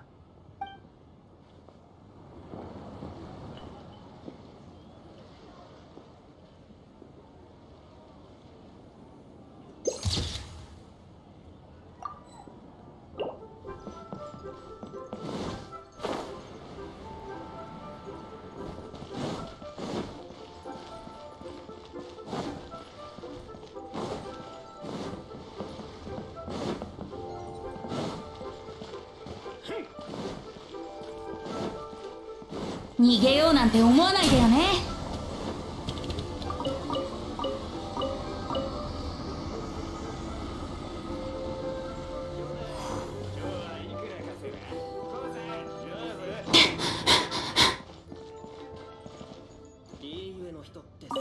野菜は十分新鮮で、乾物も数が揃っている。海鮮は不要だろう。まあお前か。また会ったな。ここで俺を見かけるのはそんなに驚くようなことか。同志からの新たな仕事でな。祭りの期間中、シャンリンは店につきっきりで遊ぶ暇もないらしい。それを見た同志がシャンリンに少し自由な時間を作ってやろうと、俺を何日かこちらに派遣したんだ。だがいざ来てみると、有能な旧友がいる。俺が手伝えることはなさそうだ。旧友が野菜を運んだり火を起こしたりする姿を見ていると、なんとも心が弾むものだな。そうだ、竜羽釈風神君のからくり調理神器を借りて使ってみるか。置く場所がないと？そうか。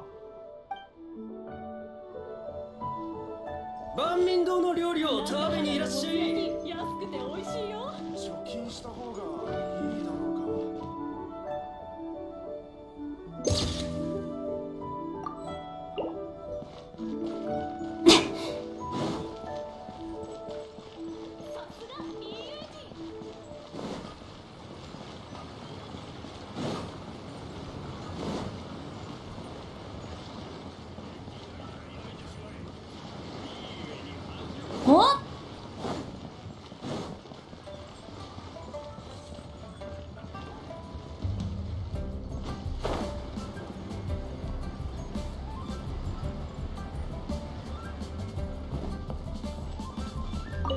ほらほら、行く秋坊ちゃま、正直に白状したら？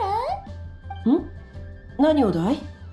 あなた、ウェンティさんとどうやって知り合ったの？どうしていきなりそんなことを？あれ？読書サークルの友達じゃなかったの？ああ、本当に読書サークルで何回か会ったことのある友人だ。別にこれといって話すこともない。あれれ？本当に？ウェンティさんの並々ならぬ風格に、あのずば抜けた文才。きっと一般人じゃないはずだよ。それに、勝利さんとあんな風に言葉の応酬ができるなんて、私くらいのレベルじゃないとできないでしょ？いや、それは考えすぎだと思うが。ふーたお、行く秋は私たちを騙したりしないよ。わかった。正直に話そう。行く秋。実は僕はウェンティさんが作る詩の愛好家なんだ。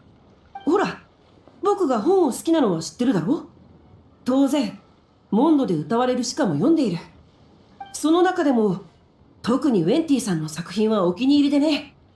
フータオの言う通り、彼の詩はその風格と同じで並々ならぬものであり、文才も優れている。先の宴席では僕が気まずくなるのではないかと考えて、ウェンティさんも言わなかったんだろう。本当に思いやりのある素晴らしい詩人だ。あ、それなら僕も証言できる。行く秋が忙しい時、こっそり詩集を買いに行かされたことがあるんだ。なるほどね。まあ、そんな大したことじゃないんなら、もっと早く行く秋も私たちに教えてくれたらよかったのに。ああ、だから今ここで君たちに教えただろ。そういうこと。まあいいや。それはさておき、せっかく4人で集まったわけだし、これから何して遊ぶ？かくれんぼ？ケンケンパ？それとも街をブラブラしてお買い物？そうだな。4人ならバンを借りてゲームをするのはどうだ？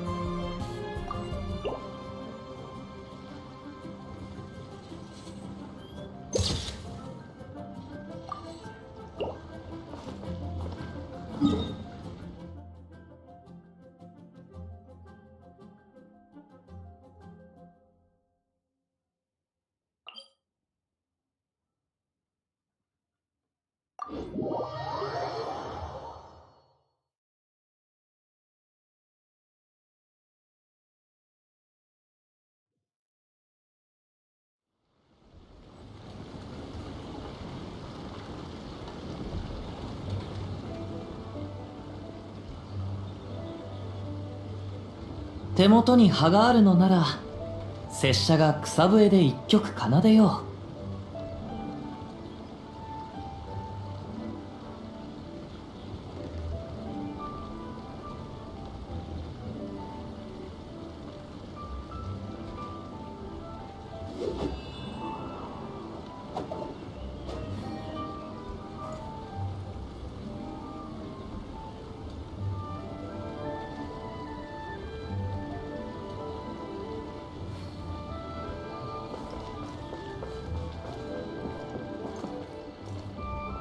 みんながいい生活をできますように。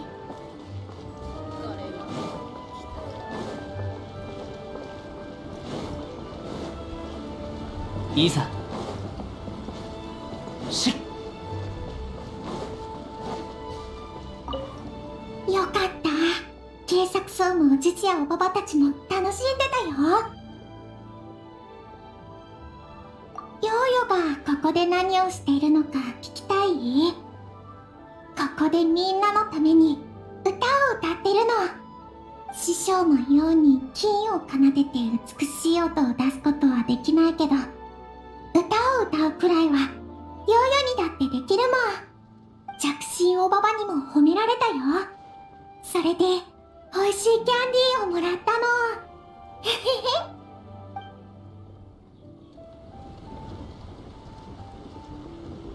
へ。よかった。警察総務おじちやおばばたちも楽しんでたよ。前に師匠から仙人のことをたくさん聞いたよ。大きな鹿の角が生えている衣装おじちゃん。お宝集めが好きななるみおじちゃん。話してる時ね、たまに師匠の声が少し悲しそうになるの。でも最後は必ず笑いながら、みんなリーユエが大好きだって教えてくれるんだよ。ヨーヨもリーユエが大好き。だからあの仙人のおじちゃんやおばちゃんたちの代わりに、ヨーヨはリーユエのみんなのお世話をちゃんとするからね。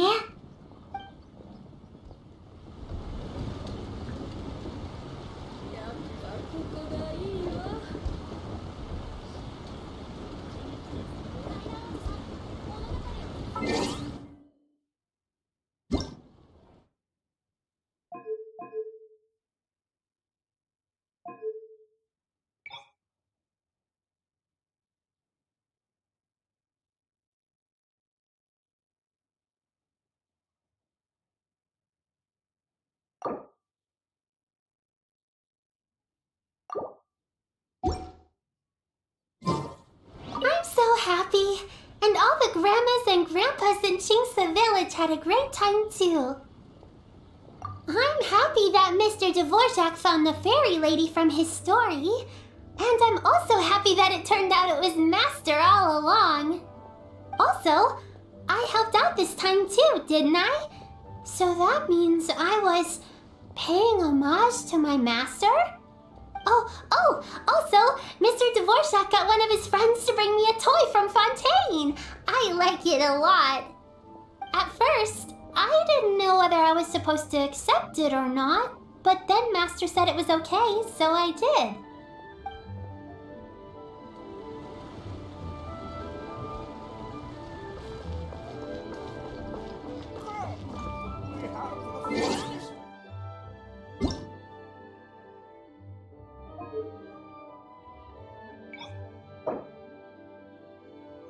「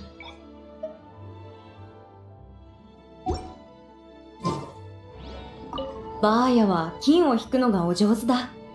私にも教えてくれないか？」縁妃は本当に好奇心が強いの。せっかくのお祭りでゆっくり休める機会じゃというのに、あれこれ教えろとせがんでどうするのじゃ。安心してくれバーヤ。私は習得が早いからな。早く弾けるようになってバーヤと一緒に合奏したいんだ。私がバーヤの作った旋律についていけるように残さず全部教えてくれ。はいはい。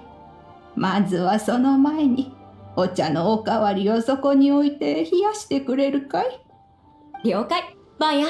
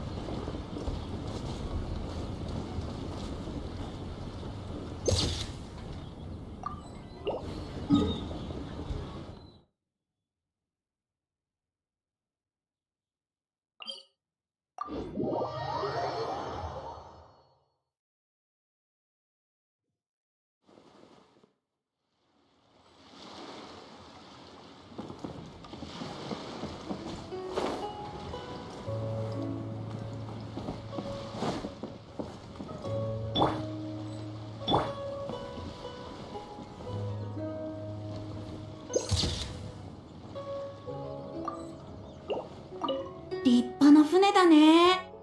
潮風に吹かれながら空を悠々と飛ぶカモメを眺めて、大声で歌いたくなってくるよ。カズハ、ここに泊まって銀融詩人として詩を読みたいんだけど、いいかな？ウェンティ殿の腕ならば問題ないでござろう。しかし拙者も含めて、ここにいる船員たちは死化の際に乏しい。言葉の中に隠された真意を読み取ることができるかはわからぬ。そんなこと言っちゃいけないよ。詩は心が感じるままに作るもの。同じ景色や雰囲気の中にいる人ならきっと感じ取ってくれるさ。モンドにも港はあるけど、船に乗る機会は少ないんだよね。そういえば、この船は欠点なんてないくらい素晴らしいけど、ただ一つ。カズハ、君の姉君に言ってくれないかな。僕は幼く見えるだけで、もうとっくにお酒が飲める年だって。せっかく船の上で海の幸を食べられるのに、美味しいお酒を楽しめないなんて、そりゃないよ。僕のためだと思ってお願い。ね？いいでしょ？それは、拙者ではどうしようもないのでござる。姉君が今船にいないからではなく、そもそもそれについては相談の余地がないのでござるよ。拙者でさえ、食事時は酒を置いてない席に座ることになっている。僕が飲める量は君とは違うのに。僕、本当にたくさん飲めるんだよ。